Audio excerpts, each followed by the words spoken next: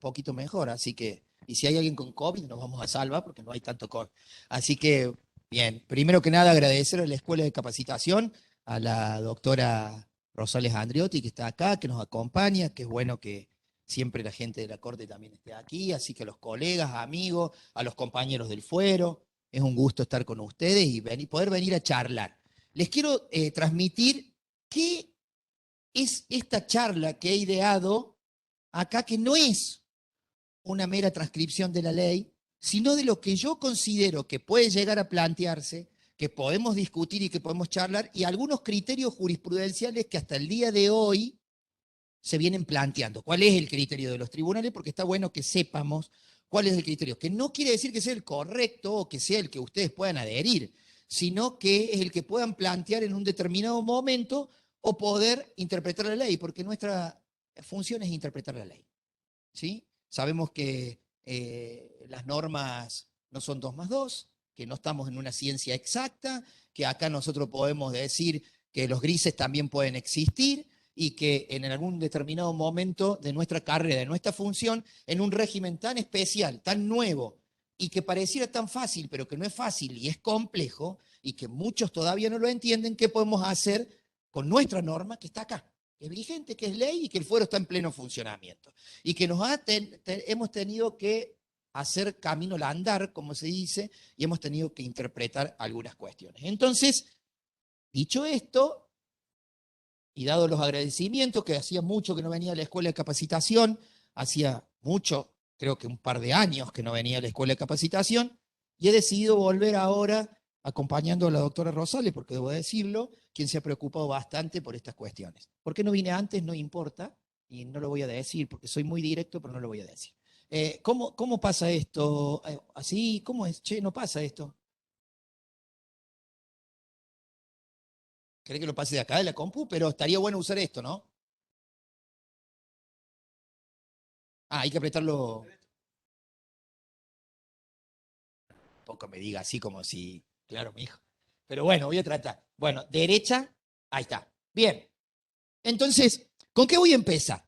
No voy a empezar con todos los artículos de la ley, ¿sí? Ustedes conocen, la mayoría conoce la ley 5.544, saben que hay un régimen de responsabilidad penal juvenil, que es un fuero nuevo, entró en vigencia la ley el 5 de enero del 2019, ¿sí? Y es un fuero relativamente nuevo, en donde hemos tenido que venir interpretando algunas cuestiones. Entonces, hay algunas cuestiones que yo voy a plantear que me parecen interesantes. La primera, el artículo 4, que ahí lo subrayo, que en todo lo que no esté específicamente regulado en la presente ley se aplica el Código Procesal Penal de la provincia de Catamarca.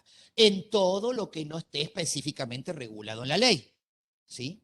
Porque después empiezan a aparecer problemas. Ah, no, pero acá yo estoy defendiendo a un imputado mayor. Sí, bueno, pero está con un menor de edad. O sea que todo lo que no esté regulado específicamente en la ley. Y después vamos a llegar a lo que es ¿qué pasa con los mayores de edad? ¿Qué pasa con los menores de edad? ¿Se aplica el Código Procesal Penal para los adultos? ¿Qué pasaría si me plantean el pedido de un principio de oportunidad para un mayor de edad estando en el fuero penal juvenil? Porque nuestra ley tiene, por ejemplo, principio de oportunidad que no tiene el Código Procesal Penal de adultos. Una deuda que tiene el Código Procesal Penal de adultos. Entonces, todo lo que no esté específicamente regulado en la ley, se aplica el Código Procesal Penal.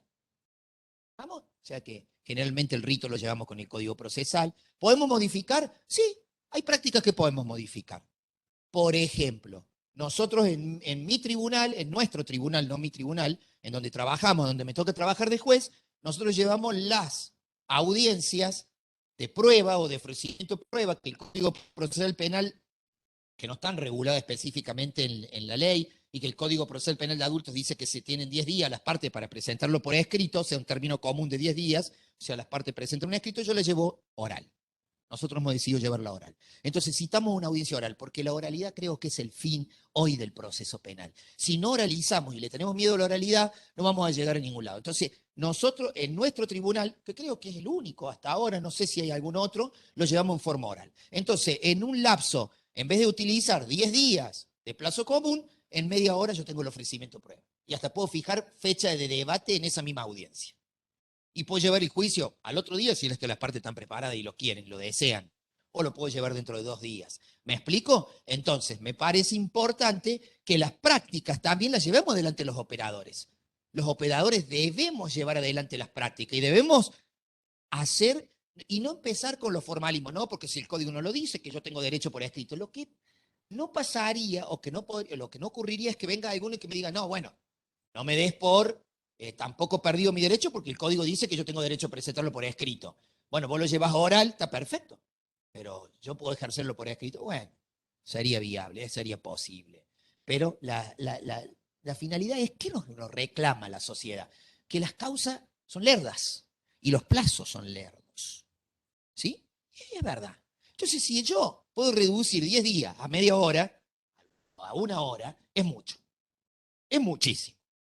Y tengo un debate rápido. Sobre todo en determinados delitos donde esto no significa que vamos a hacer lo que quiere la sociedad, porque ese es nuestro fin. Nosotros tenemos que hacer lo que dice la ley, lo que dice la Constitución, lo que dice la garantía constitucional, pero también tenemos que estar atentos que nos reclaman celeridad. Y a veces no tenemos la celeridad suficiente, o a veces las trampas, no las trampas, no estar mal dicho las trampas, pero el ejercicio o las cosas que vamos llevando del proceso son complicadas. Y los plazos se van extendiendo y se van haciendo, 10 días, tengo que esperar para presentar la prueba. Y la gente se pone como ansiosa porque, bueno, toda víctima quiere su juicio y todo imputado también quiere su juicio. No nos olvidemos que el imputado también tiene derecho a que finalice lo más rápido posible la situación de incertidumbre que le genera estar sometido a proceso penal en determinadas circunstancias. Entonces, me parece fundamental.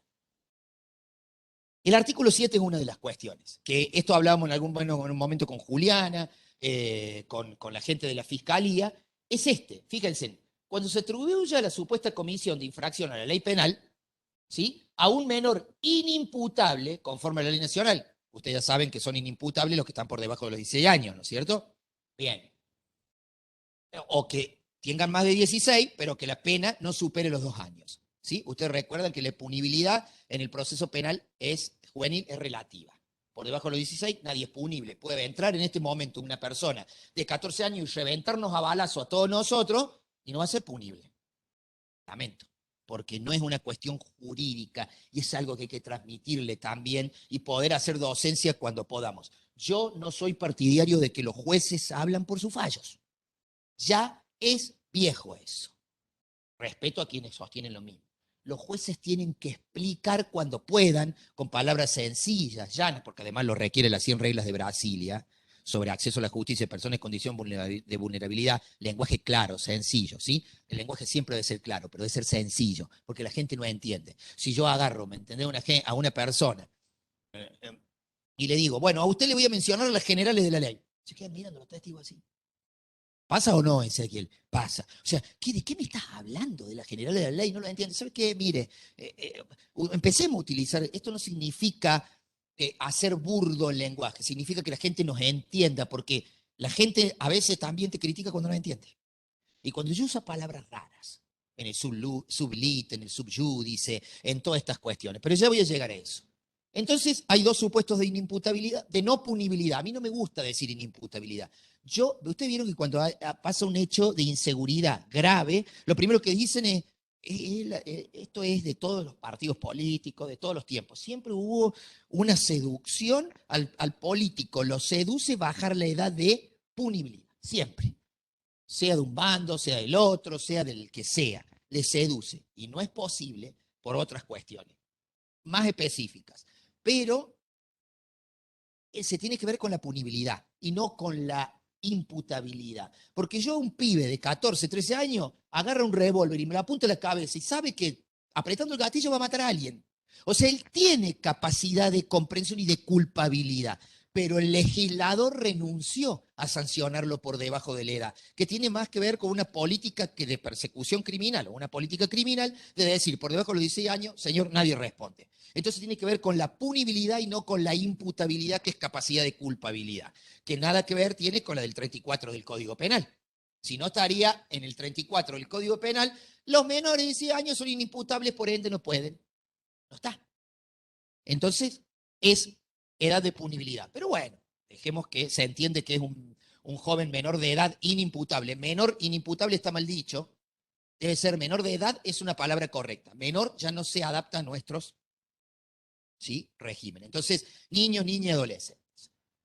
Fíjense, los fiscales con competencia en materia penal juvenil, que ahora creo que va a venir el nuevo fiscal y el nuevo defensor, la Corte ya remitió a la comisión evaluadora para que llame, cuando ellos lo estimen correcto, el cargo de, ya tenemos acá al doctor como defensor, el doctor Narváez que está como fiscal, y van a venir otro fiscal y otro defensor una vez tomados los concursos. Con competencia en materia penal juvenil, previo esclarecimiento del hecho investigado y la individualización del autor. O sea, primero tengo que investigar el hecho, individualizar el autor. Y ya vamos a llegar a otro. Remitirán las actuaciones de dónde el sistema de protección. 5.357. No punible. No significa que no se va a tomar una medida. No significa para nada que no se va a tomar una medida. Se va a tomar una medida, pero el sistema de protección. No acá, porque el legislador renunció a la punibilidad, al castigo penal. Vamos a tomar otra medida. Guarda con el encierro con esa medida. Porque si la medida es, te voy a meter en un instituto para protegerte, entonces te empiezo a utilizar, como lo otro día escuché en una audiencia, el interés superior del niño como la máxima satisfacción de su derecho, entonces yo le diría a los pibes, porque te protejo, te encierro. Y nadie está protegido estando encerrado. Guarda. Medidas que no pueden ser. Bueno, pero mató a 3. ¿Qué es lo que vamos a hacer? Fíjate qué podés hacer. Pero acá lo lamento. Y ahí empieza la discusión. Che, la pucha. Pero si bajamos a 14, después le vamos a querer bajar a 12, después le vamos a querer bajar a 8. ¿Me explico? O sea, esto es como cuando la gente que uno dice, che, le apliqué 10 años. Claro, nosotros los abogados podemos entender que le aplicaron 10 años. Desde los que trabajamos en la justicia podemos entender que le aplicaron 10 años. Para la gente siempre va a ser poco. Si vamos a pensar que con el derecho penal vamos a satisfacer a alguien, olvídense. Por algo es la última ratio. Por algo es la última posibilidad. Y no soy un abolicionista. Sí les puedo decir que soy un reduccionista, ¿sí? Del derecho penal. Del derecho penal. Se me cayó la crucecita de decir que Dios no me quiere. Ahí está. Entonces, fíjense en ustedes que esto es lo que vamos a ver. El derecho penal no le soluciona la vida a nadie. Por eso no me gusta cuando escucho recetas, nuevas recetas que son la mano dura, endurecer el sistema penal, porque si fuera esa la solución, no tendríamos delitos, pero seguimos teniendo cada vez más. La solución al delito es social. Más oportunidades, más laburo, más posibilidades para los pibes, etcétera, etcétera, etcétera. Entonces, fíjense en ustedes que el fiscal, previo esclarecimiento del hecho y la individualización del autor, lo remite al sistema de protección si cesando de inmediato su participación, ¿sí? Su intervención. Y declara el cierre y archivo de las actuaciones. Agárrate. Un abuso sexual con acceso carnal agravado de un pibe de 14 años. ¿Qué vamos a hacer? ¿Qué vamos a hacer? No es punible, ¿eh? Y yo rápidamente individualizo al autor y esclarezco el hecho. Sí, fue él. El protocolo dice que fue él. Es más, si quieren le hacemos un ADN, si viene demasiado rápido, sí. El espermatozoide, el semen que había era del señor. Pero tiene 15, tiene 14. Bueno, tenemos que adaptar las nuevas leyes. Pero esto no significa que los sistemas de protección que están por fuera de nosotros y que dependen del Ministerio de Desarrollo Social tienen que estar fortalecidos para decir tomamos medidas. Hay delitos graves y muy graves que se solucionarían con bajar la edad de la punibilidad y no. ¿Saben por qué? Porque el 1% de los delitos más graves que hay a nivel nacional, que son los homicidios, delitos contra la vida, no supera el 1%. Bueno, valga la redundancia, el 1%. Nada más. Y la mayoría son en contexto de disputas barriales y no por inseguridad. Otra cuestión. Pero pretendemos bajarle de la punibilidad. Es imposible. Entonces, tenemos esto aquí, ¿sí? Y fíjense en que la competencia en razón de la persona está determinada por la edad del sujeto, ya sabemos, menor de edad al momento del hecho que se le imputa. ¿Por qué digo esto? Che, esto no pasa, esto.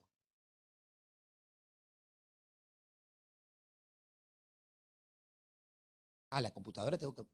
No, tampoco. Pero recién pasó. Bueno, párate, vamos a hacer eso.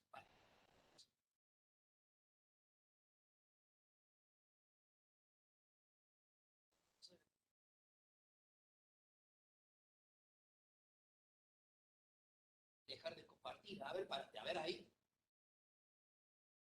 Tampoco. No, tampoco. Ahí paso. Pará. Esta es la 3, creo que había una segunda. Esta es la segunda. Vamos a acá, tercera. Bien. Artículo 54. ¿Por qué les decía el 7 con el 54? Porque el 54 nos habla de inimputabilidad y lo tengo que hacer jugar.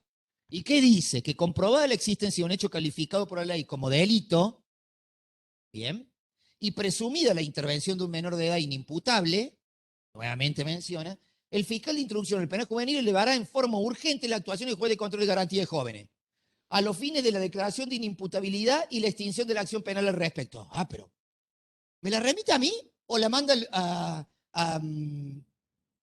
directamente al sistema de protección? Porque si yo vuelvo, a ver si puedo volverlo de acá ahora, ahí está. Si yo vuelvo, fíjense en ustedes, que ahí dice, remitirá la actuación a la autoridad administrativa. Yo tengo que estar atento a todo esto. O la manda el juez, mando yo. ¿Y para qué al juez? ¿Para que dicte el sobreseimiento? Y es posible, porque se inició una actuación penal. Se señaló una persona, el autor es usted, ¿sí? Y usted cometió el hecho. ¿Y lo tengo que sobreseer? ¿Debería sobreseerlo? Preguntas que me hago. ¿Debería sobreseerlo? Y sí, en teoría, porque si lo he fichado y lo he prontuariado, que es cuando el fiscal lo indaga, manda fichar y prontuariar, ahí es donde mandan, ¿no es cierto? Fichar y prontuariar, ¿sí, Juliana?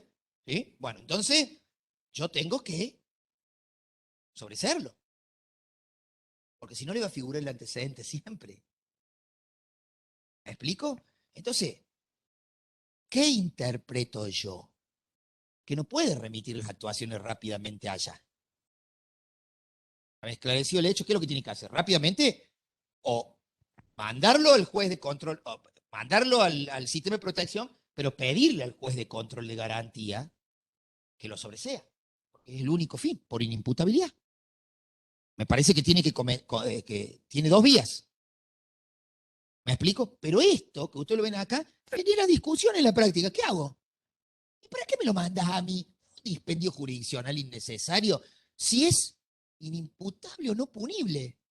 ¿Por qué me lo mandás a mí? Mándalo directamente al sistema de protección y decirle, miren, no lo indague, no lo prontuarie, no lo indagues directamente, no lo indagues.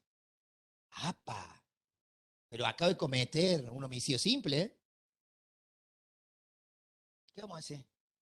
Cuando tenemos todo así, Narváez, hijo, Moravito, que lo liberen. ¿Qué pasa?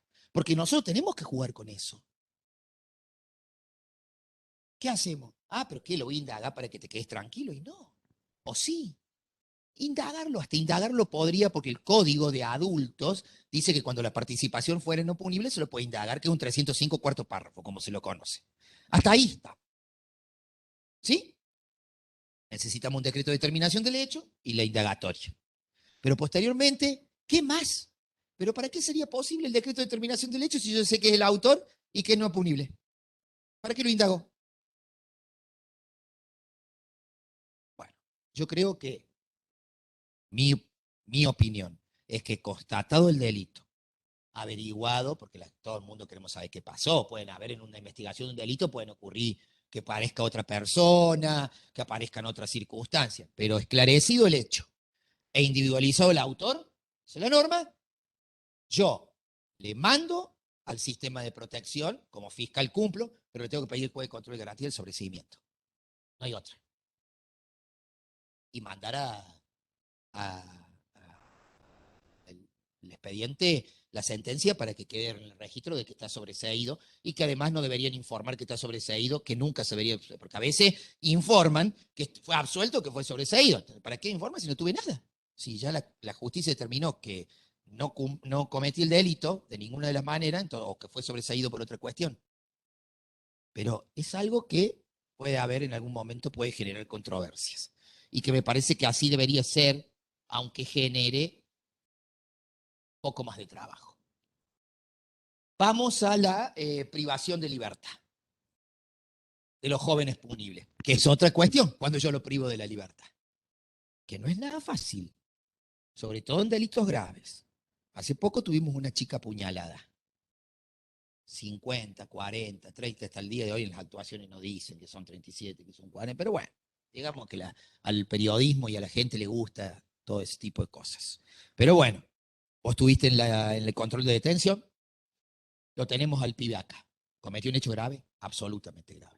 Es la primera vez que en una audiencia de prisión preventiva el defensor viene y dice, yo no vengo a discutir la autoría ni la participación. Está clara. Y eso también genera para las víctimas. No nos olvidemos las víctimas, ¿eh? No nos olvidemos, porque los juristas contemporáneos, penales contemporáneos, tenemos un gran error. Es habernos olvidado de las víctimas. No todo es el imputado. Las víctimas también tienen un derecho. Y hay que saber equilibrar. No todo nos habilita a violar garantías constitucionales tampoco. Guarda con eso, que es algo que se viene sosteniendo y que se ha firmado ahora en un reciente fallo, que es el fallo que generó el movimiento de Ni Una Menos, el del chico Chiara Suárez. ¿Sí? Que no significa que se violó ninguna garantía, pero que la pena fue mal aplicada.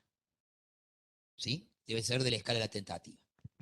Entonces, fíjense ustedes que el artículo 21 dice, remite bajo pena de nulidad al artículo 25 de la ley, que es exactamente la misma transcripción, nada más que creo que dice que allá el pibe podrá hacer, no sé, algo de escolar, algo así, dice, el 25, pero bueno, es lo que dice el 25 de la ley 5.357, ley de protección integral de niño, niña y adolescente.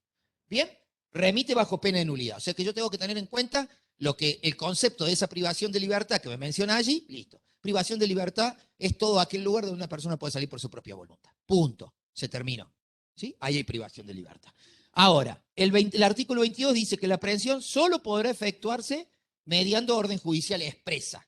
Un decreto de detención que ordena la detención. Salvo lo dispuesto en el artículo siguiente, que el 23, que ya sabemos, flagrancia o cuasi flagrancia. Por ende, hay dos formas de privar de la libertad a una persona, que es, ¿sí? Orden de autoridad judicial competente, ¿bien? O cuando lo agarro con la mano en la masa. Flagrancia o cuasi flagrancia. Cuando hay flagrancia y cuasi flagrancia, el código lo menciona. Inmediatamente he cometido el hecho o posterior después. Por eso, si ustedes me preguntan cómo se solucionaría rápidamente, hasta acá no más, por ejemplo, una causa como la de los otros días del muchacho que apuñaló, ¿esa causa podría ser llevada a un abreviado inicial? ¿A un juicio abreviado inicial? Claro que sí. ¿Fue en flagrancia o no? Claro que sí. ¿Se podría con el fiscal pactar una pena? Claro que sí. ¿Y la justicia hubiese resuelto un caso extremadamente grave en 20 días, 15 días, 10 días? Bueno, hemos dictado hasta ahora la prisión preventiva. Por eso no logro comprender cuando en determinado, está bien, yo entiendo el laburo de la gente del periodismo, de la gente de los medios, todo. No logro entender cuando dice la justicia no hace nada. ¿Cómo que no hace nada? Lo privó de la libertad inmediatamente, le controló la detención, le dictó la prisión preventiva. ¿Qué me quería hacer? O sea, estamos cumpliendo con todos los pasos y a tiempo récord. Pero bueno, esto es lo que pasa con la privación. En un caso excepcional, porque las personas menores de edad no pueden estar privadas de libertad más allá de lo estrictamente necesario. Acá la prisión preventiva son 2 meses. Hasta 2 meses. Y si yo tomo el fallo de la Corte, ¿sí? De Justicia, en la causa conocida como el Cardoso, pero que es de los papelitos, la famosa causa de los papelitos.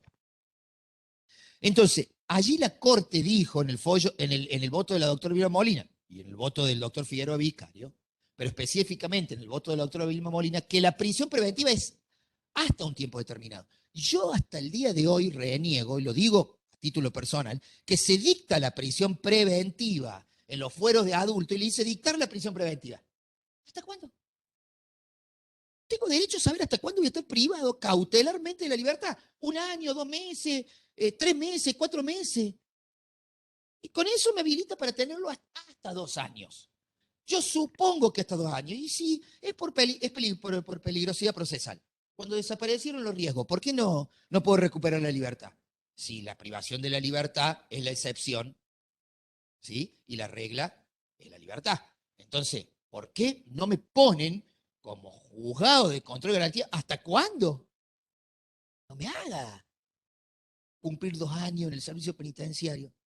Para que vos jugué ahí el tema. Los plazos están para cumplirse. Y si yo empiezo a poner plazos en la sentencia, señor, preventiva, ¿por cuánto? Por 6 meses, no por 2 años. En 6 meses vos tenés que moverte.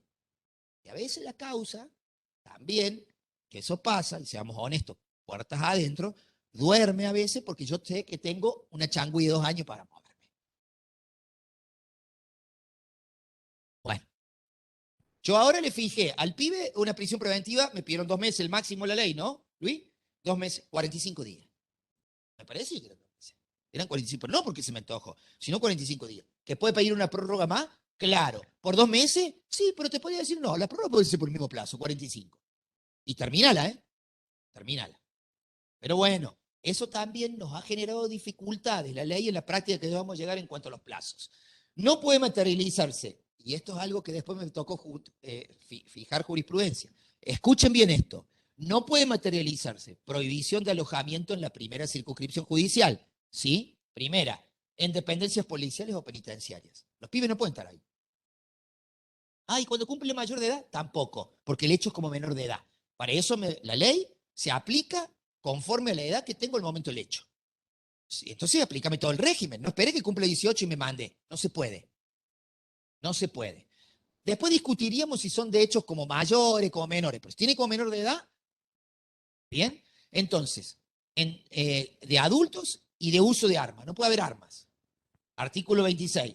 Cuestión planteada en la causa, en sentencia 19, Carrizo, Gabriel y otro, el Gabocha Carrizo, juicio Belén por el docente Calderón, que acaba de ser confirmada por la Corte de Justicia. Por ende, no se puede. Bien. Ahora, pregunto, ¿no se puede en los 9 departamentos que componen la primera circunscripción judicial? ¿Y hasta cuándo en el interior? Me pregunto. Porque dice la primera circunscripción judicial. ¿Saben cuántos departamentos hay en la primera circunscripción judicial? 9 de los 16 que tiene Catamarca.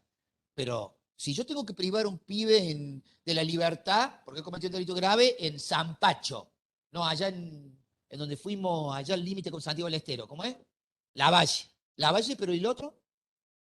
Tapso. A Tapso. Loco, está a 200 kilómetros de acá. Por el momento, ¿dónde lo tengo? Si la gente lo quiere cuchillar, lo quiere matar, lo quiere reventar, acaba de abusar de una nena, acaba de matar a una persona querida, ¿sí? ¿A dónde lo meto?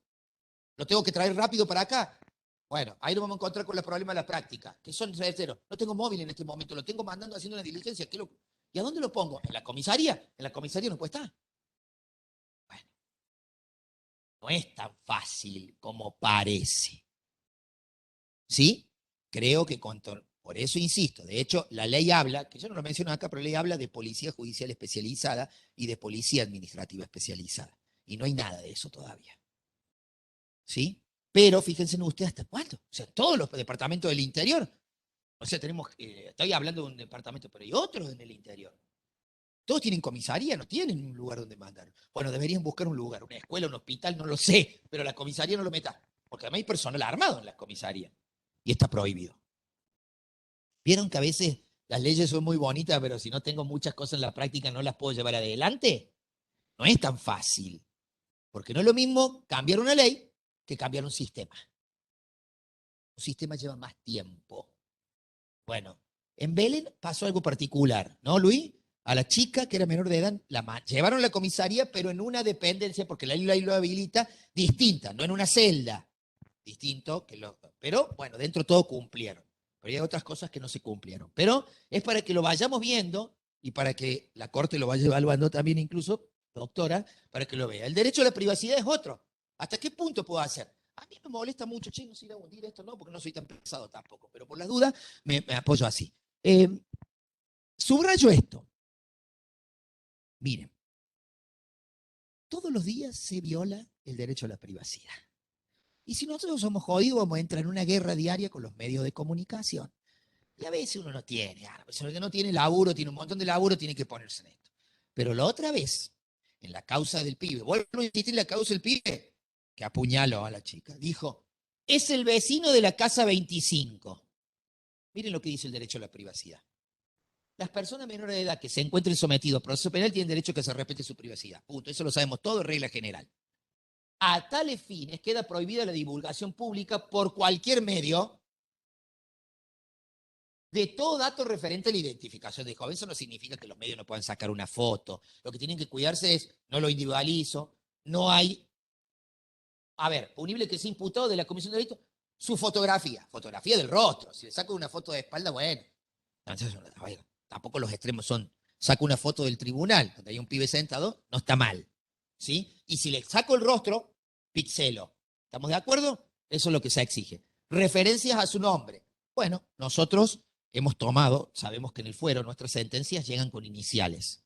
Siempre llegan con iniciales. Todo es posible practicar con iniciales. Y bueno, nos hemos encontrado con una dificultad en la práctica. Yo les mando a un oficio de la policía y le digo, busca RCR. ¿Dónde vive? ¿Quién es? Bueno, los oficios son complicados, no todo. Claro. ¿Cómo dice, doctor? DNI. Bueno, me explico entonces, pero fíjense, referencia al nombre, sobrenombre, el Chucky. ¿Recuerdan cuando mencionaban el Chucky? ¿Te acordás que dábamos la charla en el interior que yo mencionaba, tengo un trabajo hecho de los medios de comunicación, los pibes en los medios de comunicación y dicen, había un medio, bueno, Catamarca ya, donde me dice un día, me dice una charla que di para unos periodistas, pero doctor, pero ese diario lo lee un montón de gente. ¿Sí? Entonces, hay que ver cómo llega masivamente también. Entonces, vos fíjate que hay algo. Decía, esta noche se escapó el Chucky. Era el Chucky Nieva, ¿no? El Chucky Nieva. El Chucky Nieva. Pero agarraron al otro Chucky. Y después había una invasión de Chucky en la ciudad capital que era para así 8 películas seguidas de Chucky. Bueno, está mal, porque no puede haber sobrenombre. Segundo ejemplo. Filiación, parentesco, hijo de, sería el hijo de. Miren todo lo que. Domicilio. O cualquier otra circunstancia que permita su individualización. Yo abrí la audiencia del pibe los otros días, control de detención, creo que estabas vos, cuando estabas vos, ¿no? Preventiva. Le dije, discúlpeme, los medios de prensa, está todo bien, yo entiendo su trabajo, ¿no? Pero antes de iniciar la audiencia le voy a decir, 37 puñaladas, no sé dónde sacaron, porque acá hay contratadas 4. No importa, hay una persona puñalada, no deja de ser importante. Pero no es lo mismo decir 37, porque es un morbo para la gente, porque dice, tenemos monstruos, los menores de edad son monstruos, estos son casos excepcionales. Es como cuando dicen que los violadores son monstruos. El chacal de Quirós, el chacal de los Palacios que me tocó estar en el juicio y que realmente era una persona perversa, terrible, uno de los peores abusos que he visto en mi vida y que me ha tocado juzgar, en donde le tiraba los fetos de los embarazos de su propia hija a los perros. Eso era lo que pasaba. Entonces fíjense en ustedes que hay un inconveniente acá. Cuando yo digo el chacal, cuando digo el monstruo, que lo hemos charlado contigo en la charla, es como que estoy diciendo, estoy como minimizando que estas cosas pasan excepcionalmente y el abuso es más común de lo que nos creemos. De hecho, lamentablemente, y digo lamentablemente porque en este año he comenzado un solo juicio por un delito de esta envergadura contra la propiedad y contra la vida, y el resto de los que nos ha tocado integrar son delitos contra la integridad sexual. La mayoría son delitos contra la integridad sexual. Tenemos un grave problema con el abuso sexual. Y un grave problema que también tenemos que empezar a sentarnos a determinar si en algunos determinados delitos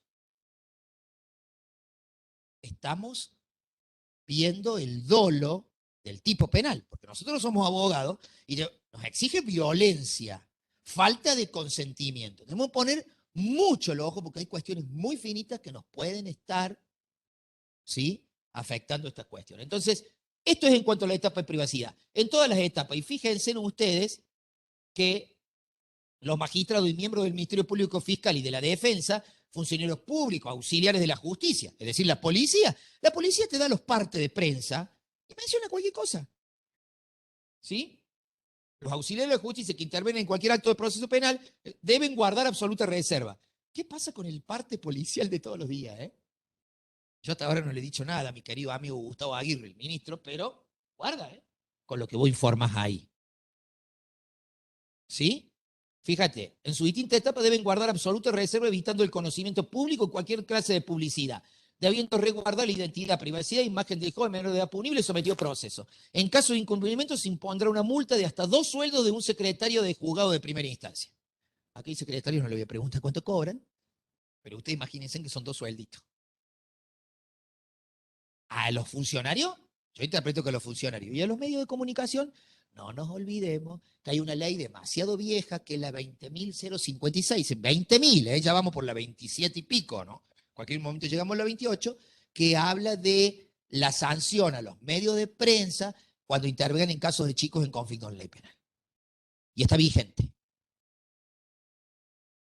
Guarda. No digo que salgamos a sancionar porque, le vuelvo a repetir, se va a armar una guerra sin cuartel terrible. Pero cada tanto uno, ¿sí? Cuando lo entrevistan para los medios, cuando lo hace, tiene que hacer un poco de especie de docencia. Mire, esto no se puede, esto no se puede, no se puede. Y ellos lo entienden y lo cumplen, ¿eh? Y lo cumplen. Bueno, puede haber cosas que se les pasa, como se nos pasa a nosotros. ¿Y qué pasa con las redes sociales y los denominados escraches? Otro gran problema en el cual los legisladores nos están poniendo que las redes sociales son tierra de nadie. Yo entiendo que existe el derecho a la privacidad, pero cualquiera puede decir cualquier cosa, ¿eh? Y todos los días hay comisiones de delito de cualquier índole ahí. Y a su vez, si yo me remonto allá y agarro un fiscal, que sea un fiscal jodido, y agarro una divulgación, por cualquier medio, dice, ¿eh? ¿Entra en las redes sociales? Pero la gente, doctor, no tiene. Usted acaba de divulgar, ¿sabe qué? A usted le corresponde. ¿A quién? ¿Al funcionario o a esa persona? Porque yo interpreto que la multa es para los funcionarios. Ahora, una persona, ¿y cómo responde una persona? Y violó la privacidad. Y usted, ¿pero qué sanción le puede aplicar?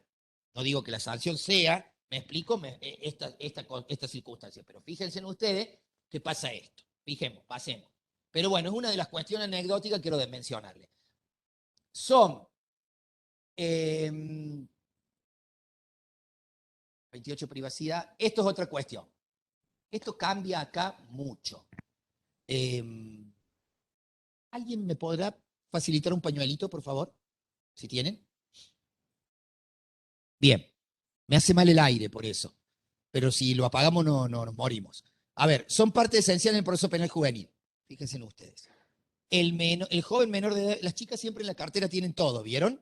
¿Sí? O sea, para la dama, para la cartera y esas cosas. Bien, gracias. Miren, acá hay otra cuestión que difiere del régimen procesal penal de adultos. Guarda con esto. Son parte esencial en el proceso penal juvenil. Esenciales, principales. Sin estas partes, hay proceso penal juvenil. Guarda, ¿eh? El joven menor de edad imputable, y bueno, obvio, a alguien le estamos imputando el delito. El joven o la joven, que afortunadamente no tenemos mujeres que cometan tantos delitos, o sea, no hay muchas mujeres y gracias, afortunadamente en eso. Su abogado defensor, sea oficial o privado, el asesor de menores incapaces cuando se encuentre probado los extremos del artículo 103. Ustedes saben que la participación del asesor es principal o accesoria, ¿sí? En determinadas circunstancias. Y en la primera circunscripción judicial, el fiscal especial penal juvenil. En la etapa de investigación penal de preparatoria, cámara de apelación, ejecución, es parte esencial. En todas las etapas debe opinar el fiscal. En las restantes circunscripciones judiciales, el agente fiscal con competencia en materia penal. Allí ya en algún momento no podemos vivir con los fiscales de adultos. En algún momento tiene que haber nombramientos fiscales especiales. ¿Sí? No puede vivir eternamente en el interior el fiscal de adultos, porque no hay especialidad. Y la ley es una ley especial. Estamos de acuerdo que cumplir con el principio de especialidad, que no es algo de nuestra ley solamente, es de la Convención de los Derechos del Niño y así específicamente. Y la víctima o familiares de la víctima del delito, menciono un caso, Luz Villafañe, que ella ya no estaba como víctima, pobrecita. Entonces estaba la mamá. Entonces, un tipo de caso. Según correspondiere, cuando se constituyeran como parte querellante. No es que la víctima es parte esencial solamente por ser víctima. Se tiene que constituir como querellante. Porque eso dice la ley. ¿Sí? Pero es parte esencial. Y guarda, porque yo voy a seguir más adelante con alguna interpretación que yo he hecho jurisprudencial. No quiero mencionar la ley, ¿sí? No quiero solamente mencionar la ley, ya la voy a mencionar más adelante. En el cual dije, existe una ley nacional de víctimas, que es la 27372, que dice que la víctima tiene derechos. Y tiene muchos derechos, a ser escuchada, a ofrecer pruebas, y de hecho lo he aplicado en algunas causas de juez de control de garantía. ¿Te acuerdas cuando nos tocó el abuso, por ejemplo, en las juntas? Que hemos venido hablando que la víctima no es ya una mera convidada de piedra. La víctima tiene muchos derechos, aun cuando no se constituyera. Por eso, cuando terminamos el juicio, Luis se encarga, Luis, Florencia y Claudio, que son mis secretarios, se encargan de, nosotros le hacemos saber lo del 11, lo del artículo 12 de la ley 27372 a las víctimas. Señor, usted tiene derecho en juicio, el tribunal de juicio tiene derecho a que, no tiene la obligación de preguntarle a usted, ¿sí? Preguntarle a usted si desea ser informada de lo que pase de ahora en adelante con el victimario, con el condenado, en este caso, porque es de la única forma que le puedo decir. Entonces, si la víctima te dice, ¿qué es lo que hacemos? Lo llamamos un comparendo posterior y la víctima quiere ser, mire, ya está, hasta acá llegué, no quiero saber más nada, no me llamen más, no me interesa. O sí, sí quiero saber. Listo, cumplí con la obligación, porque es bajo responsabilidad, lo dice la ley, ¿eh? Bajo falta grave. No informarle a la víctima que tiene derecho a ser informada en ese aspecto. Entonces, lo hacemos nosotros, ¿sí? Y lo aplicamos, porque es una ley nacional de orden público. Y si es de orden público, yo siempre interpreté, siempre salvando mi opinión personal, de que no necesita adhesión de la provincia. Es de orden público. Hay leyes que no necesitan adhesión de la provincia. Que la provincia adhiera es una cosa. Y si la quiere reglamentar, lo puede hacer, porque está dentro de sus facultades. Pero la ley de orden público, ¿sí? Porque las víctimas tienen derecho. De hecho, la tutela judicial efectiva es un derecho consagrado en los tratados internacionales, ¿sí? Artículo 25 de la Convención Americana. Entonces, la víctima tiene derecho. ¿Es parte esencial? Sí. Y todo lo que la víctima opine acá, sí. ¿Por qué les voy a decir que es parte esencial? Les doy un ejemplo. Fallo Santillán, la doctrina Santillán de la Corte, la del querellante particular, que dijo, mire, si el fiscal pide la absolución, es vinculante para el tribunal. Para nosotros es vinculante. ¿Y qué es lo que dice? Eso lo dijo la Corte en Tarifenio, no en Mostacho porque cambió la opinión, pero después volvió en Cáceres y otros más a decir, hoy es doctrina consagrada que cuando el fiscal pide la absolución, el tribunal lo puede condenar. En la medida que no haya querellante particular. Doctrina Santillán.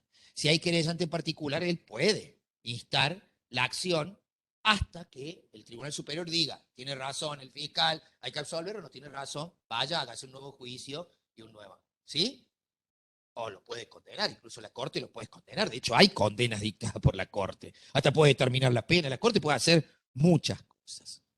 Lo único que no tiene el Tribunal Superior es la inmediación. Pero hasta podría decir, mire, la pena para mí no es justa, llámelo, queremos conocerlo el imputado y vamos a determinar la pena. Generalmente lo que sucede en la mayoría de los tribunales superiores del país es derivarlo a un nuevo tribunal, que es lo más, para evitar que si el tribunal vuelve a fallar, ¿quién va a revisar el fallo de la Corte? ¿Me explico? Entonces, claro. Bueno, en Sarmiento. La doctora dice que no es pena. Pero hay otros también que en el libro que a mí me tocó citar jurisprudencia y determinaciones de pena. Y de hecho lo he hecho. Me parece muy importante. Entonces, fíjense en ustedes, y que en alguna ocasión está absuelto sin necesidad de hacer un juicio de reenvío, ¿eh? A veces absuelto. ¿Sí? Entonces, fíjense en ustedes qué importante que es esto. Entonces, ¿por qué lo de la víctima? La víctima? Porque la víctima, si, nosotros nuestra ley dice que en cualquier juicio, en el ordinario, ¿no es? El pedido de absolución del fiscal es vinculante.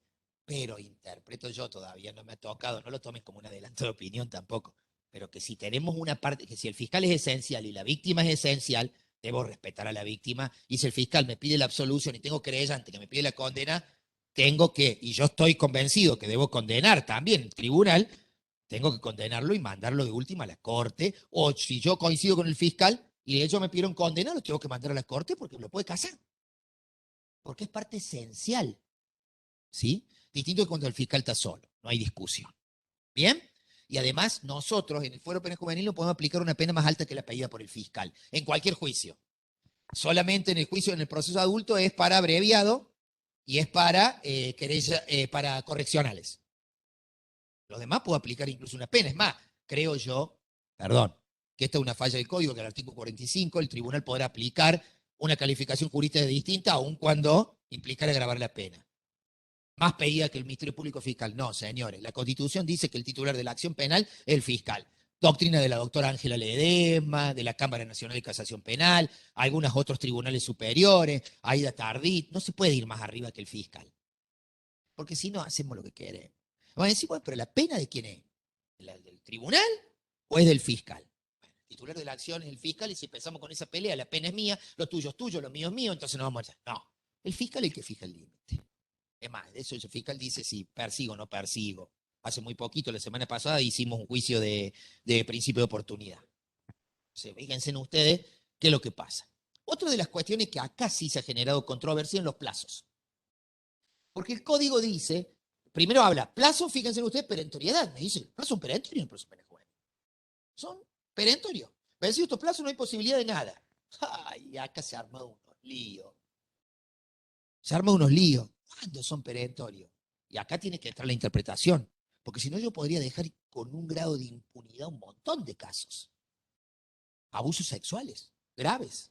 De hecho, los famosos conocidos, como de la Junta, que van a llegar a juicio, lo van a llevar los jueces del interior, porque hemos intervenido ambos jueces de acá, Junta, el Rodeo y otros más, se cuestionó porque pasaron más de un año. Y fíjense en ustedes, deberá concluir en el término de 90 días, dice. ¿Qué? La investigación penal preparatoria. Una discordancia con el Código Procesal Penal, porque el Código Procesal Penal Adulto dice 2 meses, prorrogable por 2 meses más. ¿Cuándo se pide esa prórroga? Bueno, el doctor ha sido fiscal muchos años y él como fiscal me va a decir, no, pero si no está privado de la libertad no tengo que pedir prórroga. Yo creo que si no está privado de la libertad, lo mismo tiene que pedir prórroga. Porque es una investigación penal. ¿Sí? Y por ahí los fiscales se hacen lo loco, que no digo nada, no tengo nada contra los fiscales, los adoro, los quiero mucho, algunos, no a todos, pero bueno, es así. ¿Sí? Es así. Entonces, ¿quieren que le diga una cosa? Es una investigación penal. Prórroga deben pedir. La ley dice que hay que pedir prórroga. ¿A quién? Al juez de control de garantía. ¿Sí? Y si es muy la causa de evidente complejidad y difícil de investigación, al procurador. Déjense de joder. Está mal el código, ¿eh? Porque el que controla las garantías constitucionales es un juez. ¿Cómo en un plazo meramente? ¿Qué le va a decir el procurador? Sí, me pedí 12 meses, te doy 12 meses. Y el plazo razonable de duración del proceso es una garantía constitucional, es un derecho, una garantía constitucional. La debe controlar un juez. No la puede dar el procurador como quiera. Pero la ley dice eso. Y como la ley no habla, nuestra ley no habla de eso, el fiscal podría pedirme prórroga extraordinaria, el fiscal especializado, al procurador. Ah, el juez no me la dio, Moravito no me la dio. Listo. Se la pido allá, que es difícil de investigar. Es de evidente complejidad y difícil de investigación. Evidente complejidad y difícil investigación. ¿Qué es evidente complejidad y qué es difícil investigación? Porque yo te puedo tener un delito extremadamente grave, un homicidio triplemente agravado, pumba. Pero no es tan difícil. La causa del pibe, vuelvo a caer, que es de público y notorio, que apuñaló a la chica el otro día. ¿Es una causa compleja? No. ¿Es de evidente complejidad? No. ¿Es de difícil investigación? No. Terminó rápidamente. Pero sí sería, y creo que en la generalidad de los casos, salvo contadas excepciones, de evidente complejidad y difícil investigación, los delitos contra la integridad sexual. Son en la generalidad de los casos, porque prácticamente es muy difícil recolectar pruebas ahí. Y a veces hay que probar la violencia, no solamente física, sino psicológica, o de qué manera el autor ejerció. Entonces, acá tenemos un problema. La investigación dura 90 días, se puede pedir prórroga por 60 días más. Bien, ese es el plazo de la investigación. Y además, ¿sí? Y además, dice que el plazo, dice, en caso de flagrancia, estos plazos se reducen a la mitad, ¿sí? O sea que si tengo 90 días de investigación en el proceso ordinario, tengo 45 en un caso de flagrancia y tengo, en vez de 60 días, tengo 30. Se reducen a la mitad, ¿cierto? En caso de flagrancia. Ahora, yo creo que hay muchos casos de flagrancia que se pueden resolver rápidamente. No, Ezequiel, acusación directa. No sé por qué no lo usan. Honestamente, yo no sé por qué no lo usan. ¿Qué hicimos? El chico Becerra, cuando le cortó la cara a la chica, lo hicimos en un abreviado inicial. Rapidísimo. ¿En cuánto estuvimos? Vos estuviste ahí. Sos el defensor hasta el día de hoy. ¿En cuánto lo hicimos? 30, 40 días. Estaba resuelta la causa. Hay que usar ese instituto. A ver, delitos contra la propiedad. Lo enganchas al pibe. ¿Cuántos pibes te han encontrado enganchándolo, arrebatando la cartera? La arrastró a la víctima, te lo quiere, pero lo engancharon. tener el testimonio de los dos policías, el acta inicial de actuaciones, abreviado inicial. En 48 horas tenés juzgado un tipo y responsabilizado. Sí, van a decir, no es tan fácil. ¿Sabés qué pasa, Moravito? Que no es la única causa que tiene el fiscal, tiene 1000. Bueno, pone un pequeño grupito ahí, uno o dos empleados a laburar esa causa rápidamente, pedir la audiencia, pero podés pedir una breve, ni siquiera sin control de detención. No necesitas pedir el control de detención ni la prisión preventiva. Directamente el abreviado inicial. Y se hace rápido, ¿o no? Si está en el código. ¿Saben cuánto le resuelve la vida determinada? A no solo el imputado y esto. Yo no necesariamente tengo que aplicar una pena en suspenso, porque son las penas clásicas, las penas en suspenso, o sea, la condena en suspenso, o la que no deja de ser condena, o la privación de libertad. Puedo aplicar otra cosa, ¿sabes qué? Mira, el delito que vos, tiene un caso de los adultos, ¿no es cierto? El hurto, nosotros no somos, es no punible, pero digamos un hurto agravado por escalamiento, que sí sería punible el pibe, ¿sí? Bueno, a veces los pibes, ¿me entendés? Se saltan, se sacan una cosa, vuelven a saltar, hurto agravado por escalamiento. Listo, le aplica una pena y ¿sabes qué? Vas a cumplir 1 o 2 meses con tu billetera electrónica y después vas a hacer un trabajo comunitario. No sé. Porque hay que empezar a buscar alternativas también. No todo es la clásica pena de la prisión. Pareciera que con el derecho penal tenemos que aplicar prisión. Solo prisión nomás, porque todo el mundo se queda contento con la prisión y bueno, pero no es solamente eso. Y hay un jurista olvidado, notas de un jurista olvidado, así se llama, búsquenlo. Julio Herrera. Una cabeza de 1920, ¿eh? El tipo hablaba ya cosas que hoy serían plenamente aplicables. Si yo mando a un pibe por un delito de poca monta a la cárcel, lo reviento. En todo caso, hacer un laburo, que lo que le paguen venga a una caja. En ese momento él pensaba esto, venga a una caja y que eso que recolectemos como trabajo común, como trabajo que hace el pibe, ¿me entiendes? Que puede hacer en esto, en vez de mandarlo a la cárcel, el pibe lo educamos, lo reeducamos, no lo mandamos a la cárcel, no lo encerramos, no lo, digamos, convertimos en un delincuente, digamos, y bueno, y esto nos sirve para indemnizar a las personas con prisiones preventivas injustas o error judicial, o condenas por error judicial. Guarda con eso también. Pero bueno, acá tenemos un plazo. El plazo de dictado, fíjense en ustedes, miren, es de 1 año. Yo en 1 año tengo que tener sentencia. Y hasta el dictado de la sentencia es 1 año. El plazo máximo del proceso penal es 1 año a contar desde la declaración del imputado y hasta el dictado de la sentencia.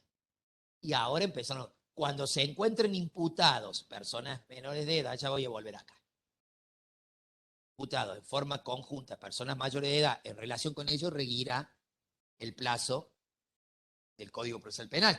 O sea que en una misma causa, por el foro de atracción, puede tener imputada personas mayores de edad con un menor de edad. Todos se tramitan en el foro penal juvenil. ¿Estamos de acuerdo? ¿Sí? Pero para los adultos rigen los plazos del Código de Adultos. Y resulta que hace poco se planteó.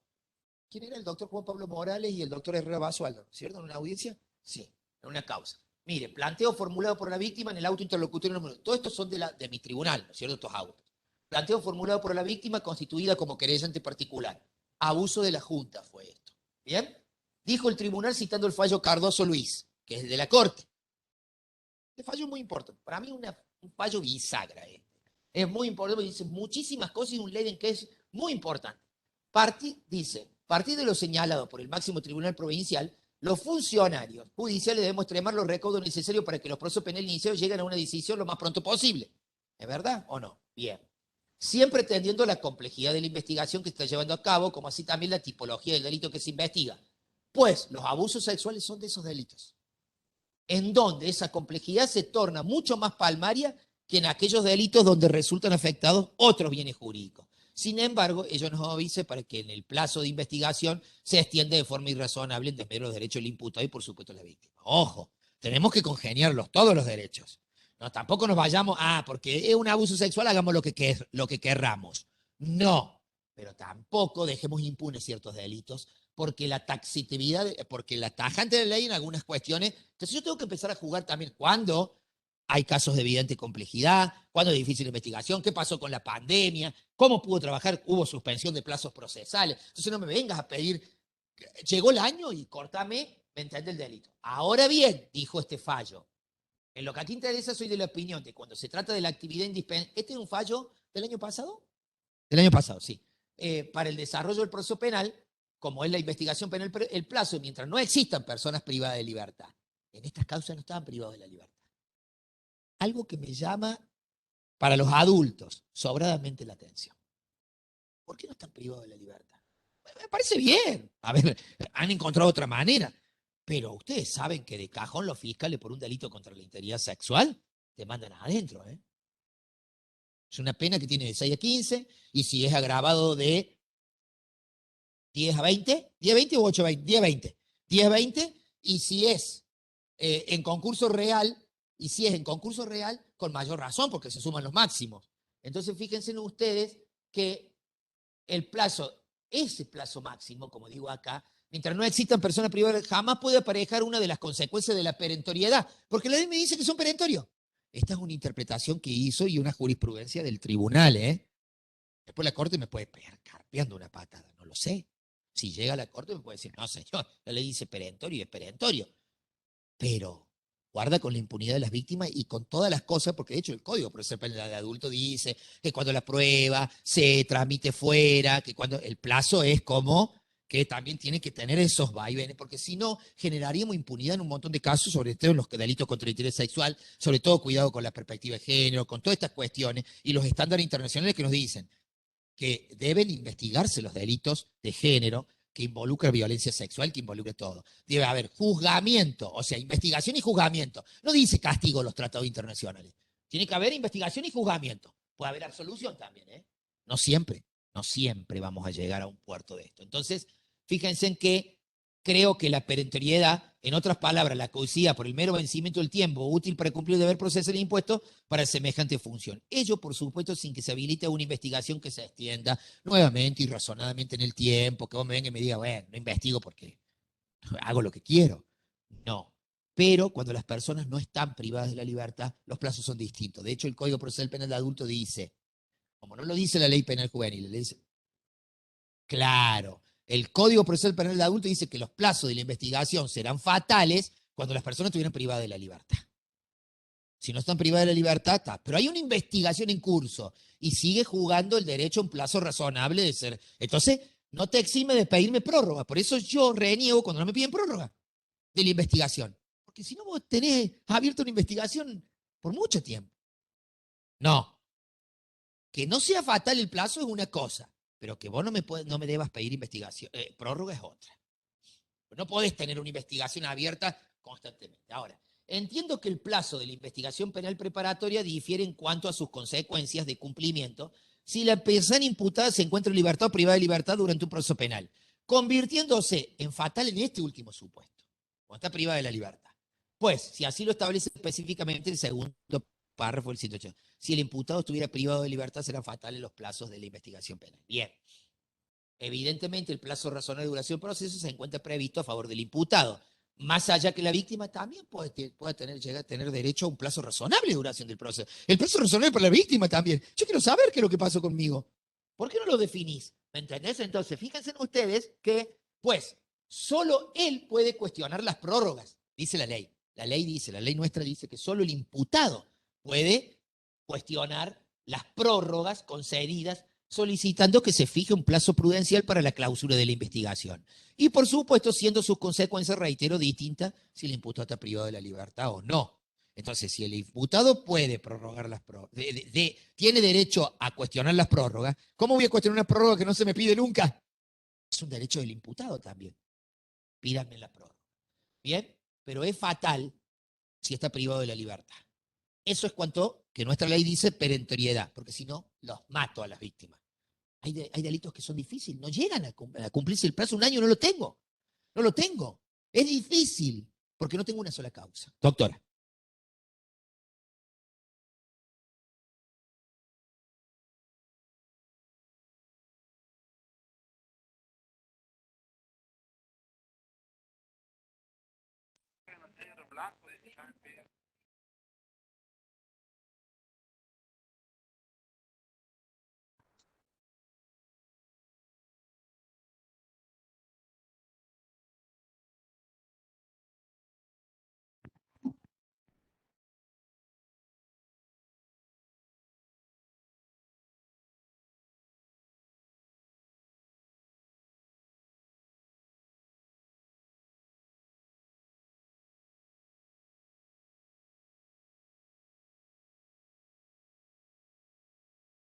voy.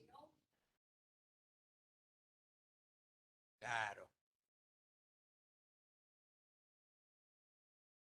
claro. Y de hecho nos pasó cuando dictamos acá, acá en la Escuela de Capacitación, ¿te acordás? La absolución de los imputados por violación al plazo razonable de duración del proceso. Pero esa, que ya lo voy a tocar, es otras cuestiones muy interesantes, porque cada causa tiene su arista particular. A ver, lo razonable en un plazo de un año puede ser razonable y irrazonable en el plazo de un año. Yo también le tengo que dar al Ministerio Público la posibilidad de probar, sobre todo cuando hay planteos de las partes, incluso de la víctima. Acá había mucho planteo de la víctima.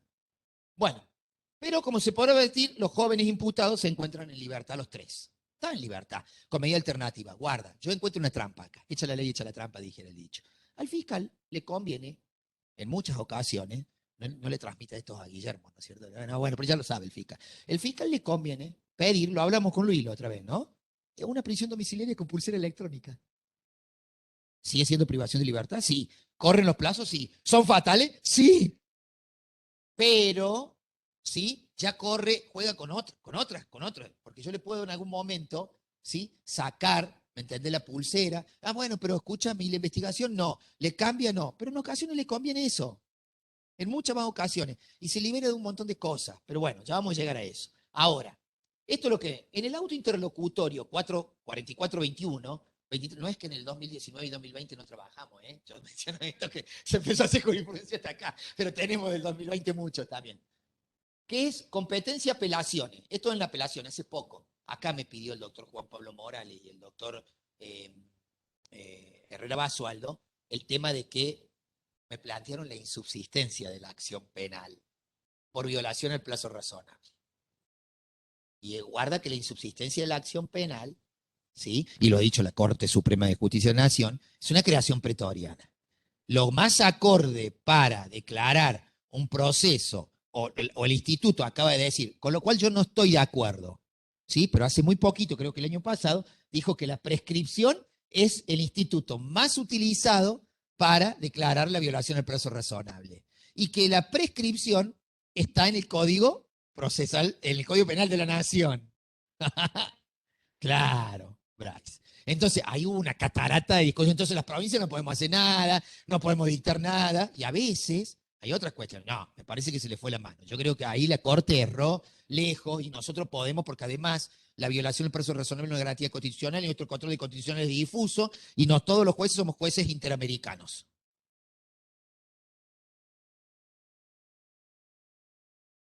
Claro, claro,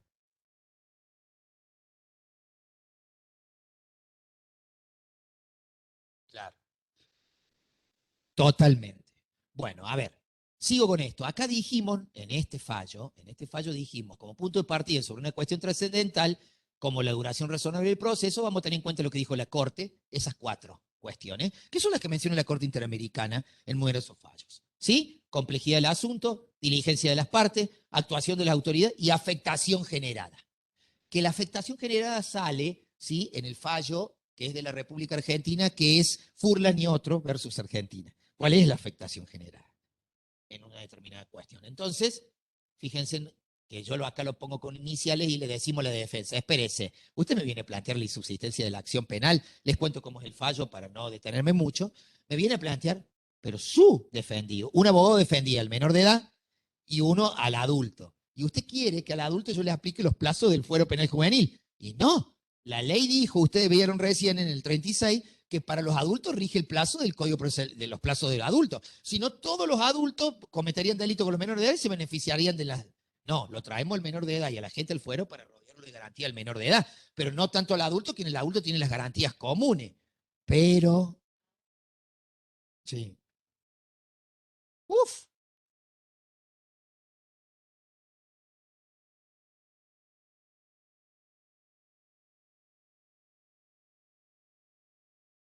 bueno, totalmente. Ahora, la- para pensarlo, entonces yo, ¿qué es lo que pasa? O sea, digo, a los adultos, pero entonces para los adultos la prisión preventiva es hasta 2 años, para los menores de edad es 2 meses, para el proceso penal de adulto es hasta 2 años, porque hay que iniciar la causa, se puede iniciar más, es hasta 2 años o está privado de la libertad. Generalmente se inician antes de los 2 años en esto, pero ¿Me entendés? O sea, y empiezo a jugar con ese tipo de cuestiones. Pero no me tengo que olvidar de la víctima.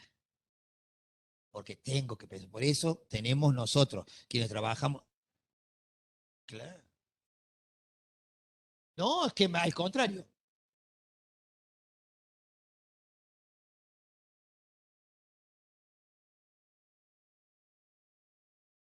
Es para todos.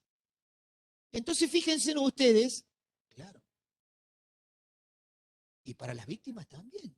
El plazo razonable es del proceso. No dice para la víctima, para el imputado, dice del proceso. Ahora, fíjense en ustedes que ahí yo le digo a uno de los defensores, le digo, el fallo le dice a los defensores, eh, que su defendido, olvide usted que es adulto en uno de los casos, y está en libertad. No me venga a pedir en un semejante delito contra el interior, sobre todo alguien que ha trabajado dentro del Poder Judicial y sabe cómo es, pero bueno, hay roles distintos. Ahora le tocan ejercer, no, sabe que es un delito contra el interior sexual, que hay varios imputados, que tenemos una víctima, que su defendido es adulto y que no está privado de la libertad, y que para usted la ley, le guste o no le guste, dice que el plazo es el de los adultos, y que no es fatal el plazo, porque además no está privado de la libertad, ¿sí? Distinto es el del menor de edad, entonces acá corrieron muchas. O sea, viene el planteo de un año, todo lo que le decimos ahí para no detenerme en esto, que están las circunstancias de la pandemia, el plazo procesal. Por ende, jamás se pudo cumplir en un año, se puede cumplir en un año, en determinadas circunstancias, delitos de evidente complejidad y difícil investigación, un delito. Pero creo que también hay que pedir la prórroga extraordinaria. No nos olvidemos de eso. Yo, ¿qué debo hacer desde dentro del Poder Judicial? Obviamente que un defensor me va a cuestionar acá la China y con razón y es lo que corresponde. Pero antes de que vence el plazo de un año, la causa de evidente complejidad y difícil investigación, pido prórroga extraordinaria. Es la herramienta que tengo. Aquí en el procurador, bueno, es el procurador por ahora, después veremos. Yo creo que eso tiene que cambiar, pero es el procurador. Y pido rápido un año. Entonces no dejo que la causa y que me hagan estos planteos. Bueno, yo acá tuve que hacer toda una interpretación y en definitiva no salvar la causa, porque no es salvar la causa, sino es que es dejar sin a una víctima que teníamos informes, son informes fuertes, que dicen que una víctima que fue abusada, que no puedo pretender que fue emborrachada, que fue falopeada, no sé qué es lo que decía en ese momento, entonces fíjense en ustedes, lo dejo sin y entonces generaría una impunidad absoluta en todos estos casos. Ah, se pasó. Y el pobre fiscal que tiene, tenemos un solo fiscal que tiene que ir para acá, que tiene que ir para allá, que tiene que tomar indagatorio, que tiene que venir a juicio, que no solamente viene acá, que lo llama Gersani, que lo llama Moravito, que viene con control de detención, que no tiene una sola causa, porque hay causas que la llevan con ustedes en donde no hay pedido control de detención y un montón de cuestiones más que hay que llevar adelante. Entonces es imposible para uno solo hacer todo eso. Y los plazos van y corren y medidas probatorias que tengo que esperar, que tengo que tramitar, que tengo. Entonces jamás ese plazo puede ser perentorio cuando no están privados de la libertad. Cuando están privados de la libertad, guarda. Pero no sé si sería perentorio. Lo que ves es que yo lo... A ver, la perentoriedad es para... Otra interpretación que todavía no se ha sentado, la perentoriedad es para el plazo de la investigación, para el plazo de esto. Pero el proceso puede seguir con las personas en libertad. Y bueno, y seguirá, no estará privado de la libertad. Se me va a ir a la miércoles. Bueno, ¿qué quiere que le haga? Pero bueno, a veces corremos con todos estos problemas. ¿Me explico? Después vamos a discutir muchísimo, pasemos. Todo esto se discutió, pero bueno, se ha establecido que mientras no esté privado de libertad, en resumidas cuentas, el plazo no es perentorio, no es fatal, y por ende hay plazo para esto. Bueno, a ver, acá en esta causa, ¿qué es lo que dijimos? Que fue el juicio que hicimos acá, que por qué declaramos la violación del plazo razonable del proceso. Ya les digo, a ver, pasemos. Acá pasaron 2 años y 2 meses para este juicio, para lo que les decía recién. Van 2 años y 2 meses, pero no se olviden que nos agarró la pandemia en 2 años. Todo el 2020 prácticamente. Todo. Entonces, el fiscal, pues, entonces digo, acaban 2 años y 2 meses, pero tuvimos las acordadas de la Corte que suspendió los plazos, tuvimos la prueba que se dirimió, es una causa de evidente complejidad y difícil investigación. Entonces, van 2 años y además la causa acaba de ser elevada a juicio. A ver, señor, estamos tratando de dirimir la cuestión rápidamente. ¿Sí? En todas estas cuestiones, con todo esto que ocurrió en el medio, ¿sí? Bueno, entonces esto es lo que dijimos ahí. Bueno, ahora, este es un juicio, competencia de juicio, que es cuando declaramos, ¿sí? La absolución de los 4 imputados. Primero el fiscal nos pidió absolución por 2 y los otros por todos los hechos por violación al plazo razonable. Solo por violación al plazo razonable. ¿Por qué? Porque ¿qué había pasado acá? supónganse, eran hechos en flagrancia, habían cometido arrebatos los pibes, ¿sí? Uno lo habían cometido acá a la vuelta, en esta cuadra de acá, y fueron rápidamente capturados, fueron en flagrancia, fueron hechos en flagrancia, o cuasi flagrancia. Y después tuvimos tiempos estancos, tiempos muertos, que duraron 4 años, 5 años para elevar la causa a juicio. Hay violaciones por esa razonable duración del proceso. Fíjense en dónde lo vamos mencionando. Acá va el hecho nominado primero, ¿sí? Que era por uno de los que no habían pedido, y acá nosotros, sin duda que estamos ante un hecho de flagrancia. Le digo el hecho, el que quiera leer el hecho, vaya leyendo para que no le tenga que leer todo. Pero ahí está el hecho, cómo habían sido, ¿sí? Cómo habían sido capturados, ¿sí? Fueron aprendidos prácticamente en forma inmediata. Inmediata. ¿Sí? Hicieron una persecución, los aprendieron, fue en la calle Roja y Maipú, acá arriba, en la otra cuadra, ¿sí?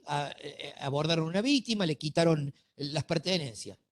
Pero fíjense que estamos en un hecho de flagrancia o cuasi flagrancia, los términos del artículo 88, dijimos ahí, el Código Procesal de la provincia, que no generó ninguna dificultad en la investigación llevada a cabo por el Ministerio Público Fiscal y que más allá de los actos propios del proceso y las medidas probatorias solicitadas, que tampoco presentaron dificultad alguna, todo se realizó entre los meses de julio, el hecho se cometió el 8/7 del 2013, ¿bien? Y septiembre del año 2013, específicamente la investigación se efectuó en 2 meses y 10 días, prácticamente en el plazo que exige la ley, sin pedido de prórroga. Véase, hojas tanto. Yo no pongo fojas. En mi sentencia y en mi auto yo no pongo fojas. En mi tribunal pongo hojas. Fojas ya las fojas no sé qué son, no sé, son de la Biblia, no sé de qué cosa. Yo pongo hojas, para mí son hojas. Pero bueno, hay gente que sigue poniendo foja y menciona foja y bueno, pero hoja es de otra época, de otro año. Entonces, habiéndose realizado la acusación recién con fecha 30 de noviembre del año 2016. O sea, fíjense, esto es aproximadamente 3 años y 2 meses después de finalizar la investigación. Elevándose la causa a juicio con fecha 27 de diciembre de ese mismo año a la Cámara en lo Criminal de Penal Juvenil, que también después nos envió la causa 1 año después. Entonces, todo ese plazo era un hecho en flagrancia, 4 años y pico, por más que los tipos tuvieron libertad, hay violación al plazo razonable de duración del proceso. Y si después, desde 2013, que ocurrió el hecho, al 2021, pretendo aplicar una pena, ¿qué razón tiene si las víctimas ya se habían olvidado de hasta cómo había pasado?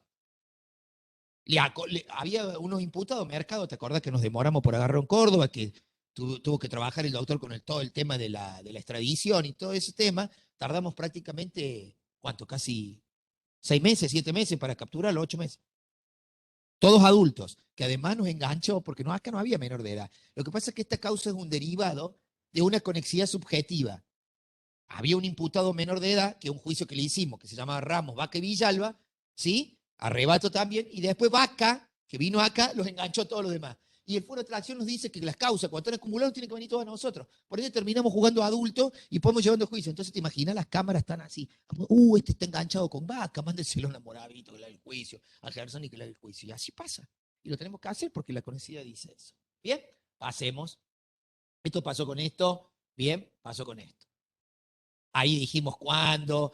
Fíjense que dijimos cuándo hay violación a cada uno de lo que la Corte dijo o que nos exige en el fallo Cardoso y fuimos pasando esto. ¿Bien? Bien, vamos a pasar para no demorarnos. En el tema de la prescripción, ¿qué es lo que aplico yo? Porque son 2 fallos que hemos sacado ahora. A nosotros nos han planteado, el defensor se opone cuando las fiscales, porque hay una resolución de la Procuración General que dice que las causas que eran anteriores a la entrada en funcionamiento del fiscal sigan investigando los fiscales de adultos y, sí, de hecho tenemos una oposición con vos hasta hace poco, ahora dentro de una semana, 2 semanas, o el jueves, ¿cuándo es el jueves? El jueves tenemos, ¿sí? Bueno, tenemos una oposición con vos y el defensor se ha venido oponiendo a delitos que ya estaban prescriptos. ¿Por qué? Porque a los menores de edad, y lo acaba de decir el fallo, que no es algo que nosotros aplicamos de hace mucho, que lo aplican muchos tribunales, yo debo tomar la escala de la tentativa, porque es de la única forma de diferenciar una sanción a una persona menor de edad. Sí, a ver, ¿existe un código penal en la República Argentina? Sí. ¿Aplicable a todos los delitos, a todos los autores? Sí.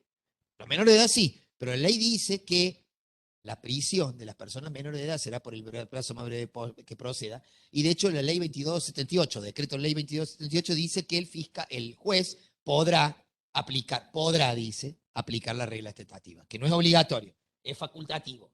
Podrá aplicar la regla, podrá condenar, podrá aplicar la regla o podrá absolver. Son 3 posibilidades.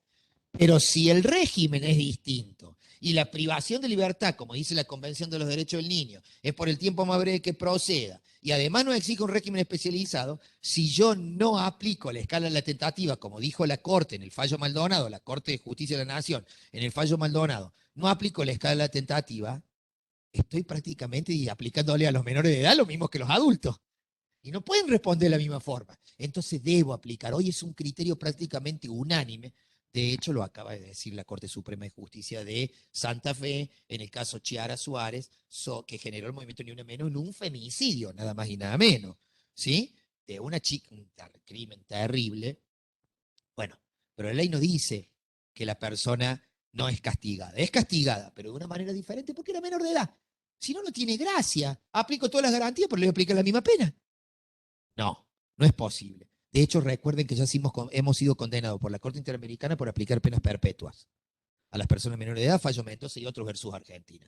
Entonces yo tomo la escala de la tentativa para la prescripción, porque a un menor de edad jamás le voy a aplicar otra pena más que la escala de la tentativa. Entonces debo tomar la escala de tentativa. Si un robo tiene una pena de 1 mes a el robo simple, a 6 años, ¿sí? Entonces, tengo que tomar el fallo que me toma la Corte, que es la postura que tiene la Corte de Justicia en nuestra provincia. La tentativa se baja a la mitad del máximo y el tercio del mínimo, te dice. Que es un criterio del Tribunal Superior de Justicia de Córdoba y de otros tribunales más. La mayoría aplica esto, otros aplican las reglas de los tercios. Pero en la mitad del máximo, dice la Corte, en el fallo Clodomiro Arce, nuestra Corte, y el tercio del mínimo. Entonces, si tomo un delito de robo, la mitad es 3, ¿sí? Y el tercio de 1 mes son 15 días. O sea, me queda en 30, me queda en 20 días y algo así, más o menos. ¿Bien? Estamos tomando 1 mes. Si tomo 1 año, lo mismo puede ser el tercio, pero siempre el tercio del mínimo. Entonces, si me quedan 3, ¿sí? Y el delito ya pasó, la investigación ya pasó, y vos no has dictado, ¿no? Y el delito está prescrito. Se prescribe en 3 y no en 6. Porque yo al pibe jamás, por más que lo lleve a juicio y le aplico y le condena, jamás le voy a aplicar más de 3. Entonces, si ya pasó más de 3, entonces fíjense en esto. Y yo debo respetar lo que taxativamente dice el Código Penal, que la prescripción, dejemos afuera las causales, se interrumpe solamente por el primer llamado de indagatoria, posteriormente el requerimiento acusatorio de elevación a juicio, requerimiento fiscal, el auto de citación a juicio y el dictado de una sentencia condenatoria, aunque la misma no esté firme. Condenatoria, guarda, ¿eh? No digamos absolutoria, condenatoria, absolutoria no va a tener ninguna consecuencia, pero condenatoria. Ahora, entre el primer llamado de indagatoria o la declaración de indagatoria, pues si quieren ser más malo, digamos que el decreto, llámalo como quieran, pero entre el llamado de declaración indagatoria, que dice llamado, no dice declaración indagatoria, o sea que la prescripción es en el primer llamado, o sea, en el decreto que llama declaración indagatoria. Y el requerimiento de acusatorio, si pasaron los 3 años y yo no hice nada, chao, ¿eh? Y eso fue lo que me tocó dictar, no solamente en estas 2 causas que menciono acá, sino también hace poco en una causa de difícil, muy resonante, que es la causa de el chico Pachado. Si no para los policías, sino para los menores de edad, que estaban por homicidio preterintencional, que saben que tienen una pena, ¿sí? Hasta 3 años. No, perdón. Si tomamos el tema de la reclusión, hasta 6 años, ¿sí? Porque tampoco la reclusión está derogada. Está derogada en cuanto a los fines del cómputo, pero no en cuanto a esto. Entonces, yo creo que acá hay que aplicar, no solo en los delitos tentados, cuando me mandan, por ejemplo, un delito de tentativa, por ejemplo, robo en grado tentativo, tengo que aplicar la tentativa de la tentativa, que también está previsto. Entonces, los pibes solamente así pueden hacer. Entonces, en este caso, yo tomo este criterio, ¿sí? De aplicar este tipo de cuestiones. Entonces, fíjense en ustedes que también hace poco, que lo plantearon el doctor con el doctor Narváez, cuando una requisitoria fiscal, que es la acusación base, es deficiente, porque una acusación tiene que estar circunstanciada, precisa y específica en cuanto al hecho. O sea, a mí me imputan que yo robé a el doctor Vélez en la calle, ¿sí? Sarmiento y Roja a las 2 de la tarde, o sea, tengo que ser específico porque es la plataforma sobre la cual yo me voy a defender. Si el hecho no es preciso, concreto y circunstanciado, como exige la ley penal, estamos en el horno. ¿De qué me defiendo? ¿Dónde? ¿Cómo? ¿Cuándo? ¿Por qué? ¿Cuál es tu hipótesis acusatoria para afirmar. Entonces acá, fíjense en qué es lo que decía la requisitoria. En la intersección de Avenida Chelemín y calle Avellaneda y Tula había ocurrido el hecho. Y la requisitoria decía en Avenida y calle Avellaneda, algo así decía, más o menos. ¿Sí? Entonces, ¿qué es lo que se admitió? Que primero era deficiente la acusación, pero que además no estaba prescrito el delito, porque estaba el requerimiento fiscal de citación a juicio, que la interrumpía a la prescripción. Ustedes vieron que interrumpe la prescripción el requerimiento, después de la indagatoria. Pero el requerimiento era nulo. Y si es nulo, no puedo producir consecuencia jurídica alguna. Por ende, no interrumpe el curso de la prescripción. Sigue corriendo, porque la acusación es nula. El plazo sigue corriendo. Es mi interpretación. Ojo. Señor fiscal, su interpretación será otra. Pero la acusación. Sí.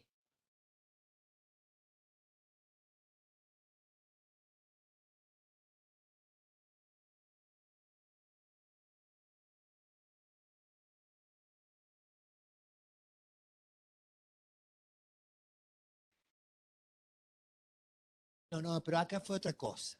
Acá fue la indagatoria, el primer decreto estuvo bien. Hacen requerimiento fiscal de citación a juicio. Cuando venimos a la audiencia, porque el fiscal, el defensor se opone, cuando venimos a la audiencia dice, mire, y el fiscal también, ¿qué es lo que encuentran? Mire, acá hay la garantía, la acusación, ¿sí? Es difícil, o sea, es nula porque no especifica circunstancias del lugar. O sea, el decreto de determinación en indagatoria decía Avenida Chelemín y Avellaneda y Tula, y en el otro decía Avenida Solo y ni siquiera creo que Tula decía. O sea, estaba mal el lugar. Y yo, lo que perfecciona es la acusación, es lo que yo voy a leer en juicio. Entonces, las circunstancias del lugar estaban mal. Entonces, me piden que vuelva, el fiscal me pide que vuelva todo y que se haga una nueva acusación. Le digo, no, espérese, el plazo corrió y ya está prescrito el delito. Hasta que usted haga una nueva acusación, el delito está prescrito y ya pasaron más de 3 años. Y como es nula la acusación, porque es nula de nulidad absoluta, mire, señor, no puede haber producido ningún efecto para interrumpir el curso de la prescripción. Por ende, el delito prescribió. Era una tentativa de robo, creo que era algo muy, muy sencillo, ¿no? Pero bueno, esto es lo que había ocurrido. Entonces, ¿qué pasa con la medida de coerción? El principio general de la libertad del joven solo puede ser restringida bajo pena de nulidad mediante resolución debidamente fundada en las condiciones que la ley establece. ¿Y cuáles son esos términos y condiciones?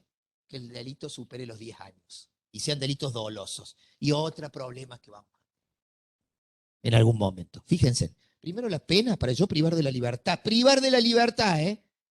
A alguien tiene que tener, el delito tiene que superar 10 años. Por delitos dolosos, teniendo en cuenta las reglas del concurso. ¿Y qué pasa si yo cometo un homicidio culposo? Me bajo borracho, ¿sí? Choco a alguien, pum, lo mato una, dos víctimas, si quieren agravado, hoy se agrava, ¿está? Y de repente me bajo del auto y medio chupado y aparece uno, hijo de mil, mira lo que hiciste. Perdón que sea gráfico, porque es lo que uno pasa. Mira lo que hiciste, pero ¿qué te metes vos? ¿Sabes qué? Mira, andate a la miércoles, eso agarra un palo, pum, una lesión grave. Se lo parte en el mate, una lesión grave, ¿no es cierto? ¿Eh? Y yo tengo en cuenta ahí, ¿va a haber un concurso? Sí. Homicidio culposo, agravado en concurso real con lesiones graves, ¿no es cierto? Si es que supera, pero vamos a decir que son lesiones graves. ¿Lo puedo privar de la libertad? ¿Supera la pena de 10 años? Sí. Pero dice delitos dolosos, ¿eh? Estoy concursando con un culposo.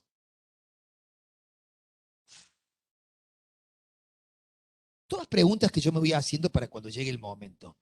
Dice delitos dolosos. Pará. No me lo privé de libertad. ¿Por qué? Porque el concurso es concursado, sí. ¿Supera los 10 años? Sí, claro. Pero hay un culposo y un coso. Y acá habla de doloso solamente. ¿Sí? Habla de dolosos. Entonces, otro de los problemas que tenemos. Guarda, ¿eh? Ahora, yo le parto un palo en la cabeza a alguien y la pena no supera los 10 años, no supera. Un robo con un arma cuya aptitud para el disparo no tiene por acreditarse es de 3 a 10, no supera los 10. ¿Sí? En un abuso sexual con acceso carnal, sí, lo puedo hacer. un abuso sexual simplemente no lo puedo hacer, en un abuso sexual gravemente ultrajante tampoco lo puedo hacer. Entonces, en determinadas circunstancias. Entonces, esto me va restringiendo cuándo yo puedo privar de la libertad y cuándo no. ¿Sí? Y si no puedo privar de la libertad, ¿le puedo aplicar una pulsera? Algo que me pregunto.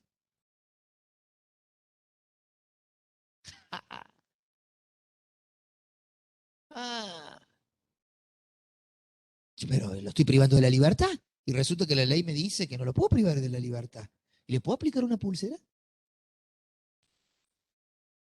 Por eso Luis un día me dice, con buen tino, viene y me dice, che, vamos a fijar un precedente, porque a nosotros nos aparecieron varios hechos de abusos sexuales cometidos hace años atrás, muchos años, en donde los imputados eran menores de edad, pero ahora ya son adultos.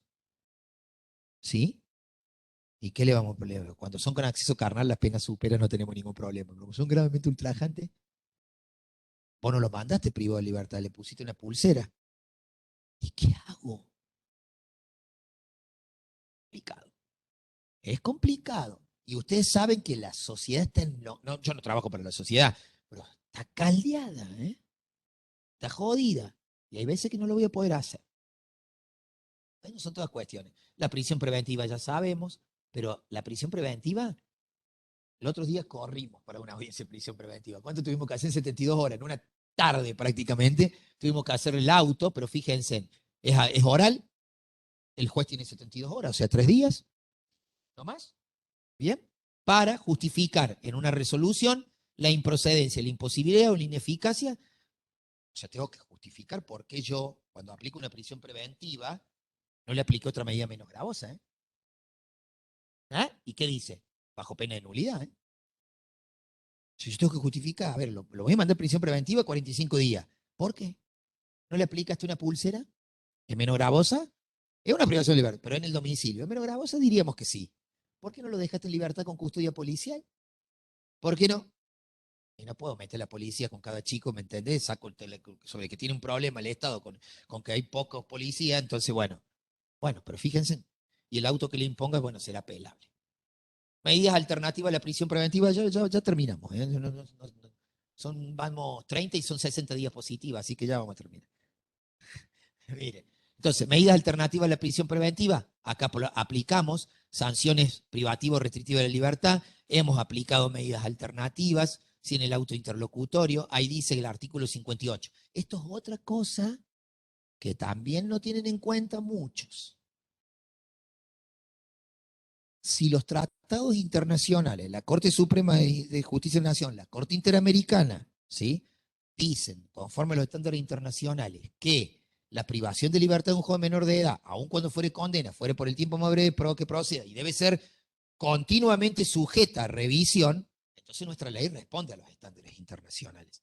Y fíjense en qué pasa acá, para que no se asusten.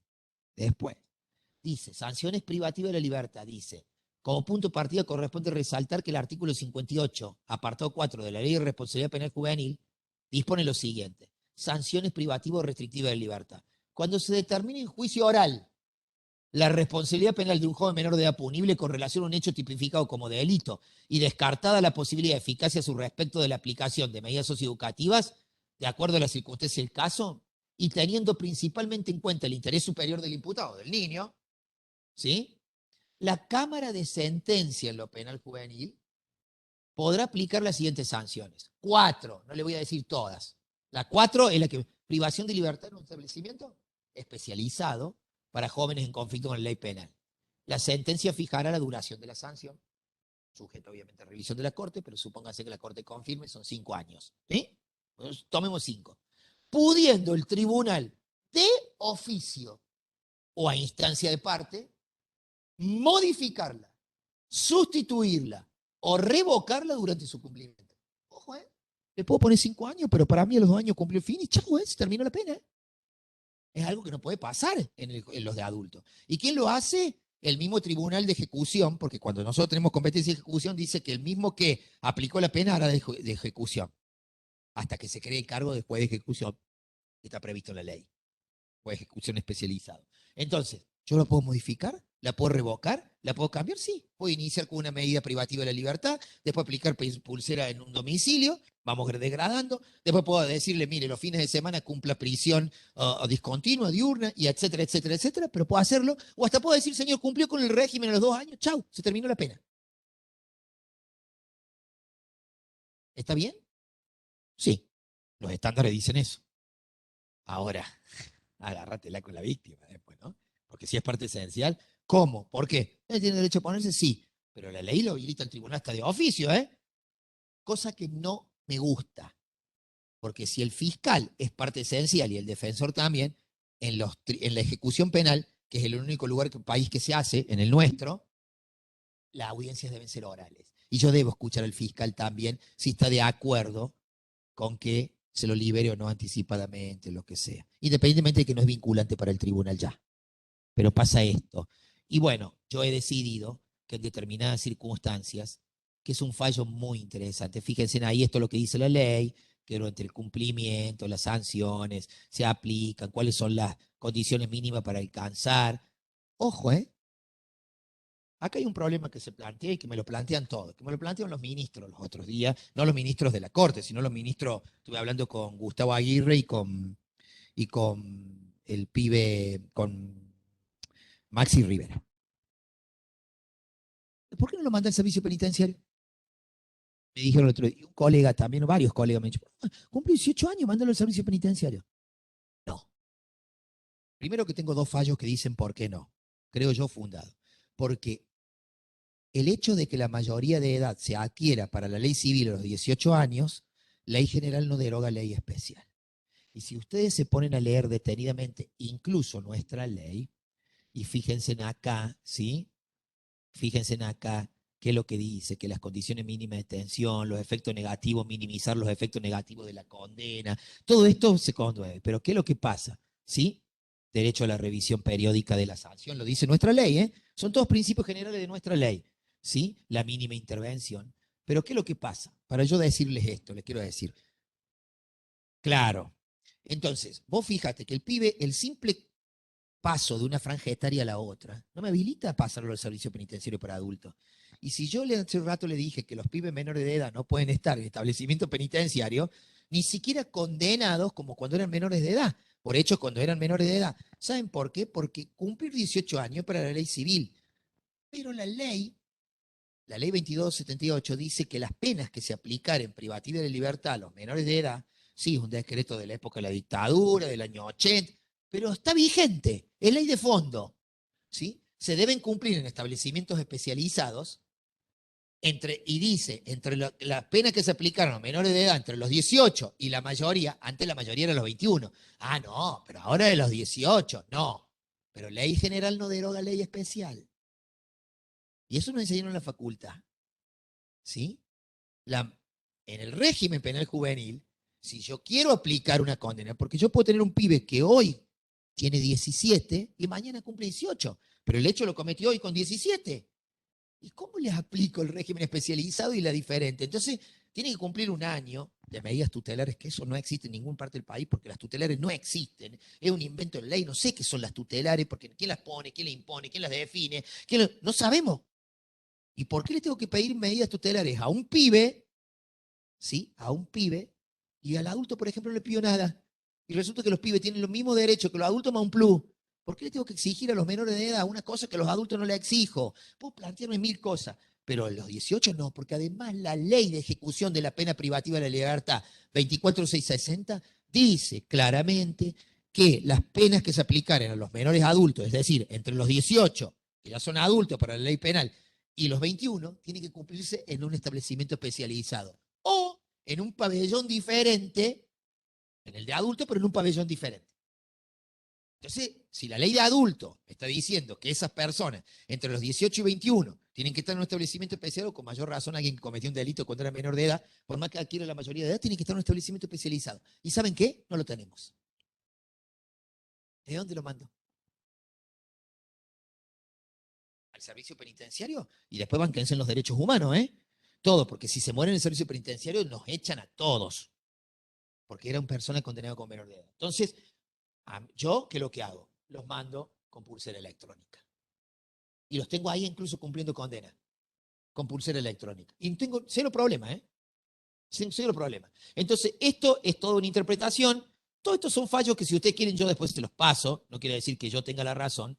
Pero bueno, esto es lo que pasa.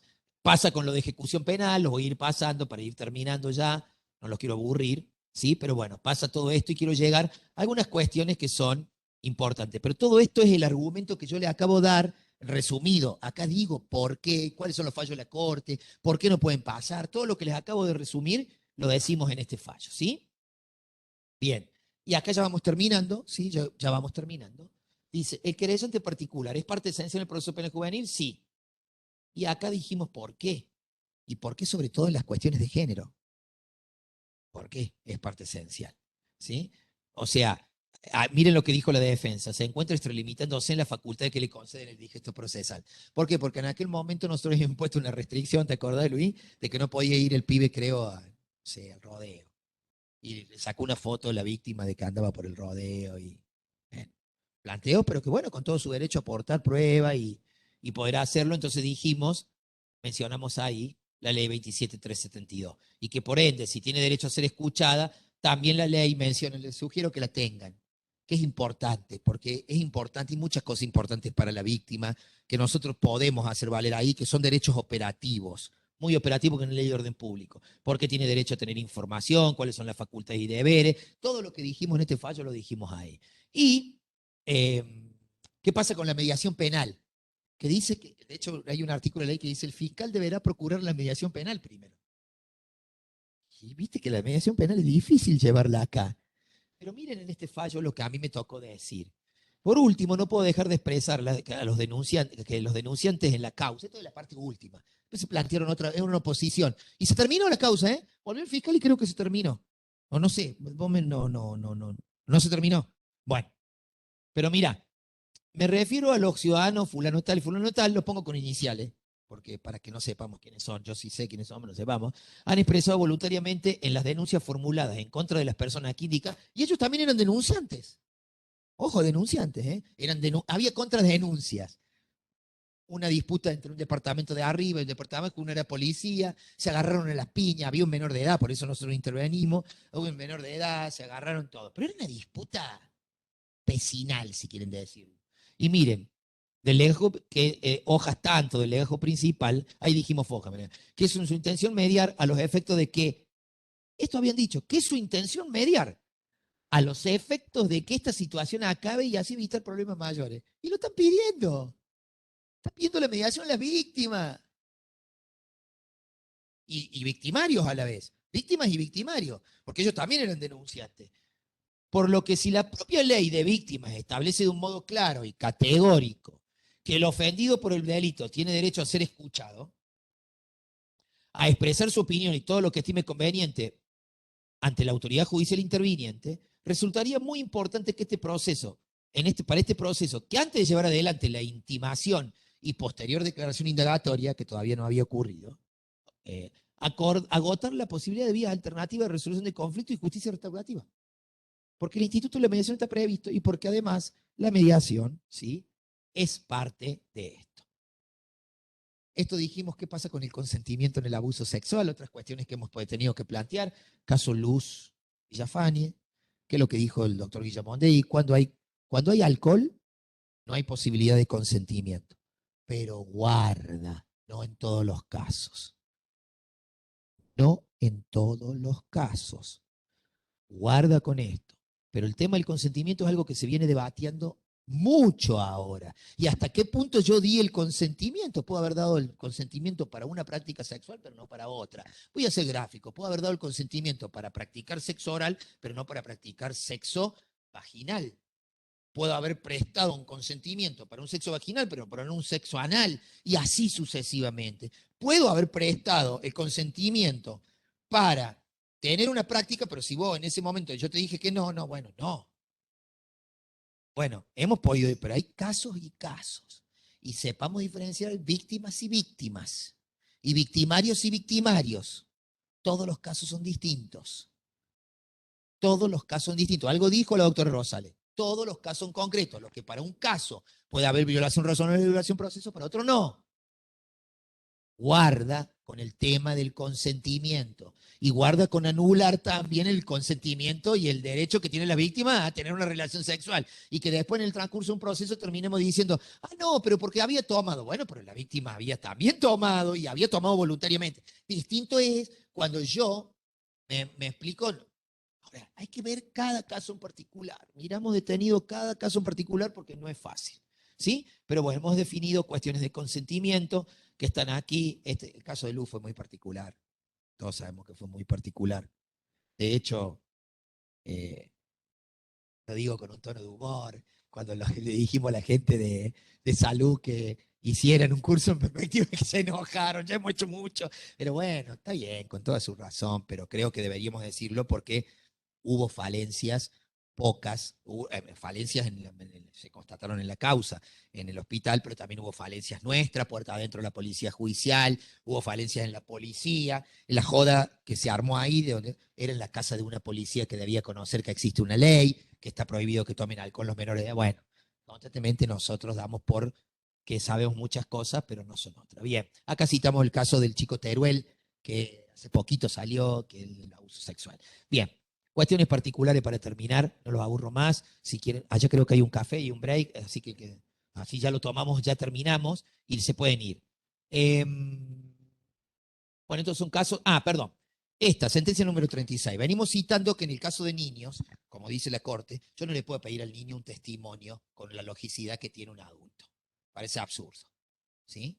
Incluso una persona con dificultades adulta, con algunas dificultades en la salud mental, puedo tomar este criterio como puedo pensar que él puede también darme razones fundadas de por qué en algún momento. Ahora, a los chicos pibes menores de edad no. Y tengan muy en cuenta que la sentencia uno lo cita, que es el fallo Zanelli.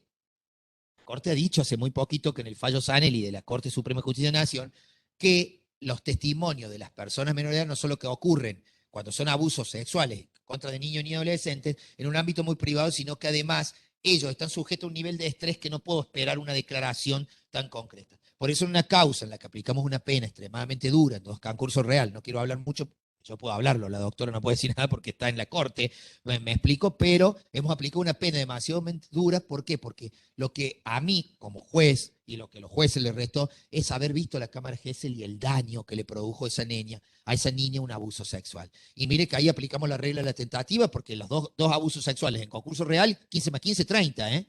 La pena quedó, bajamos en 15. El fiscal pidió 13, el tribunal aplicó 10. Pero los daños que tuvo esa nena son tremendos, son terribles. Fue la primera vez que viendo una cámara Gesell, ¿sí? Que la vemos en el juzgado, el doctor, la pudimos ver con el doctor, ver a una criatura romper un muñeco varón porque sufre las consecuencias es terrible. Pero bueno, no quiero decir mucho porque la señora ministra me dice que estoy haciendo legato de oído y no corresponde y es verdad. Me lo diría con mucha razón. Así que bueno, pero nosotros decimos que los testimonios de los niños son muy importantes. De hecho, los abusos sexuales son muy importantes los testimonios de las víctimas, pero guarda. No solo el testimonio de la víctima alcanza para... Si no, yo diría, solamente que una víctima diga, me abuso, no, tiene que estar sostenido en otras pruebas.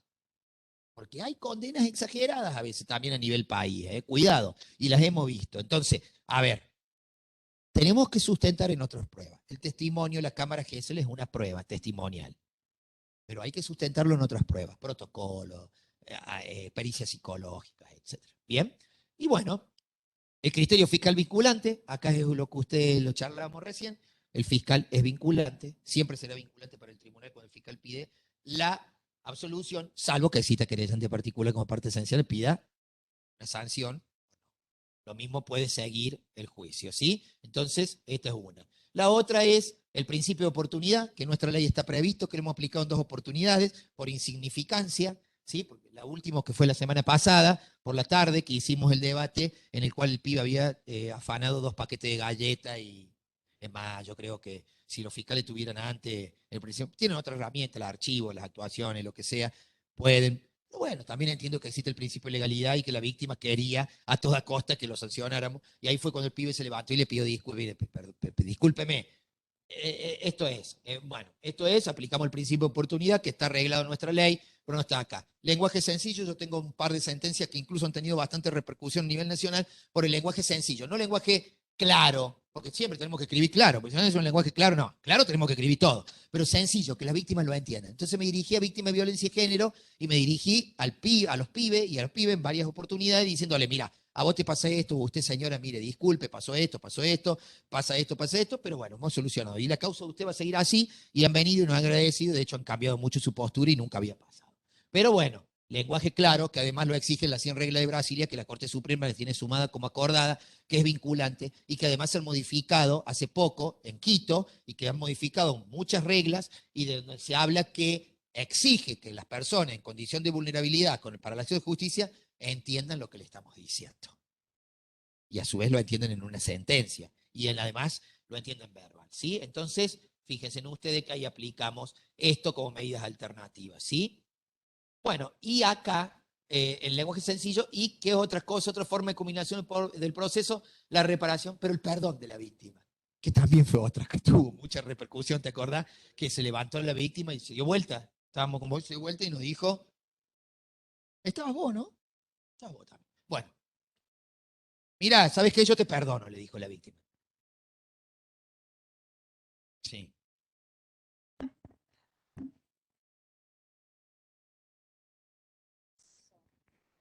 Porque si el diálogo es entre abogados, o si yo quiero hablar a los abogados, escribo un libro. En un proceso yo le estoy hablando a las partes y las partes no son abogados. Entonces me parece que esa es la explicación más sencilla del lenguaje que tenemos que usar. Pensar siempre a quién le estamos hablando, ¿no? Así que, dicho eso, espero que hasta ahora les haya servido.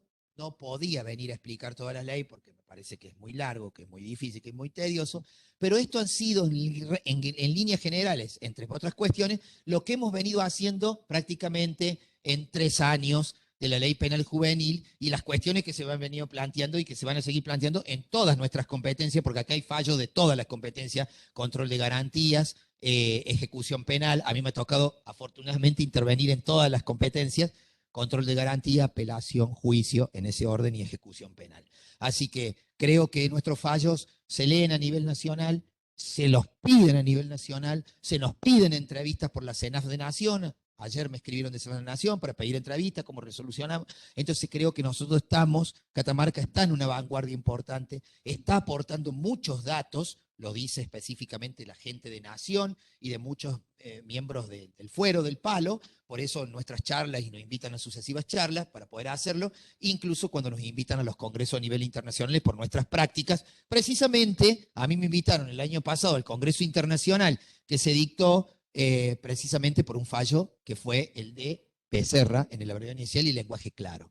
Entonces creo que es importante poder hacerlo y seguir construyendo. No es fácil, en algunas cosas nos equivocaremos, en otras cosas no nos equivocaremos, pero creo que es una forma de darle una respuesta, porque somos una administración de justicia y también las personas esperan de nosotros una respuesta. Así que dicho sea esto, muchas gracias por escucharme, así que ha sido un gusto.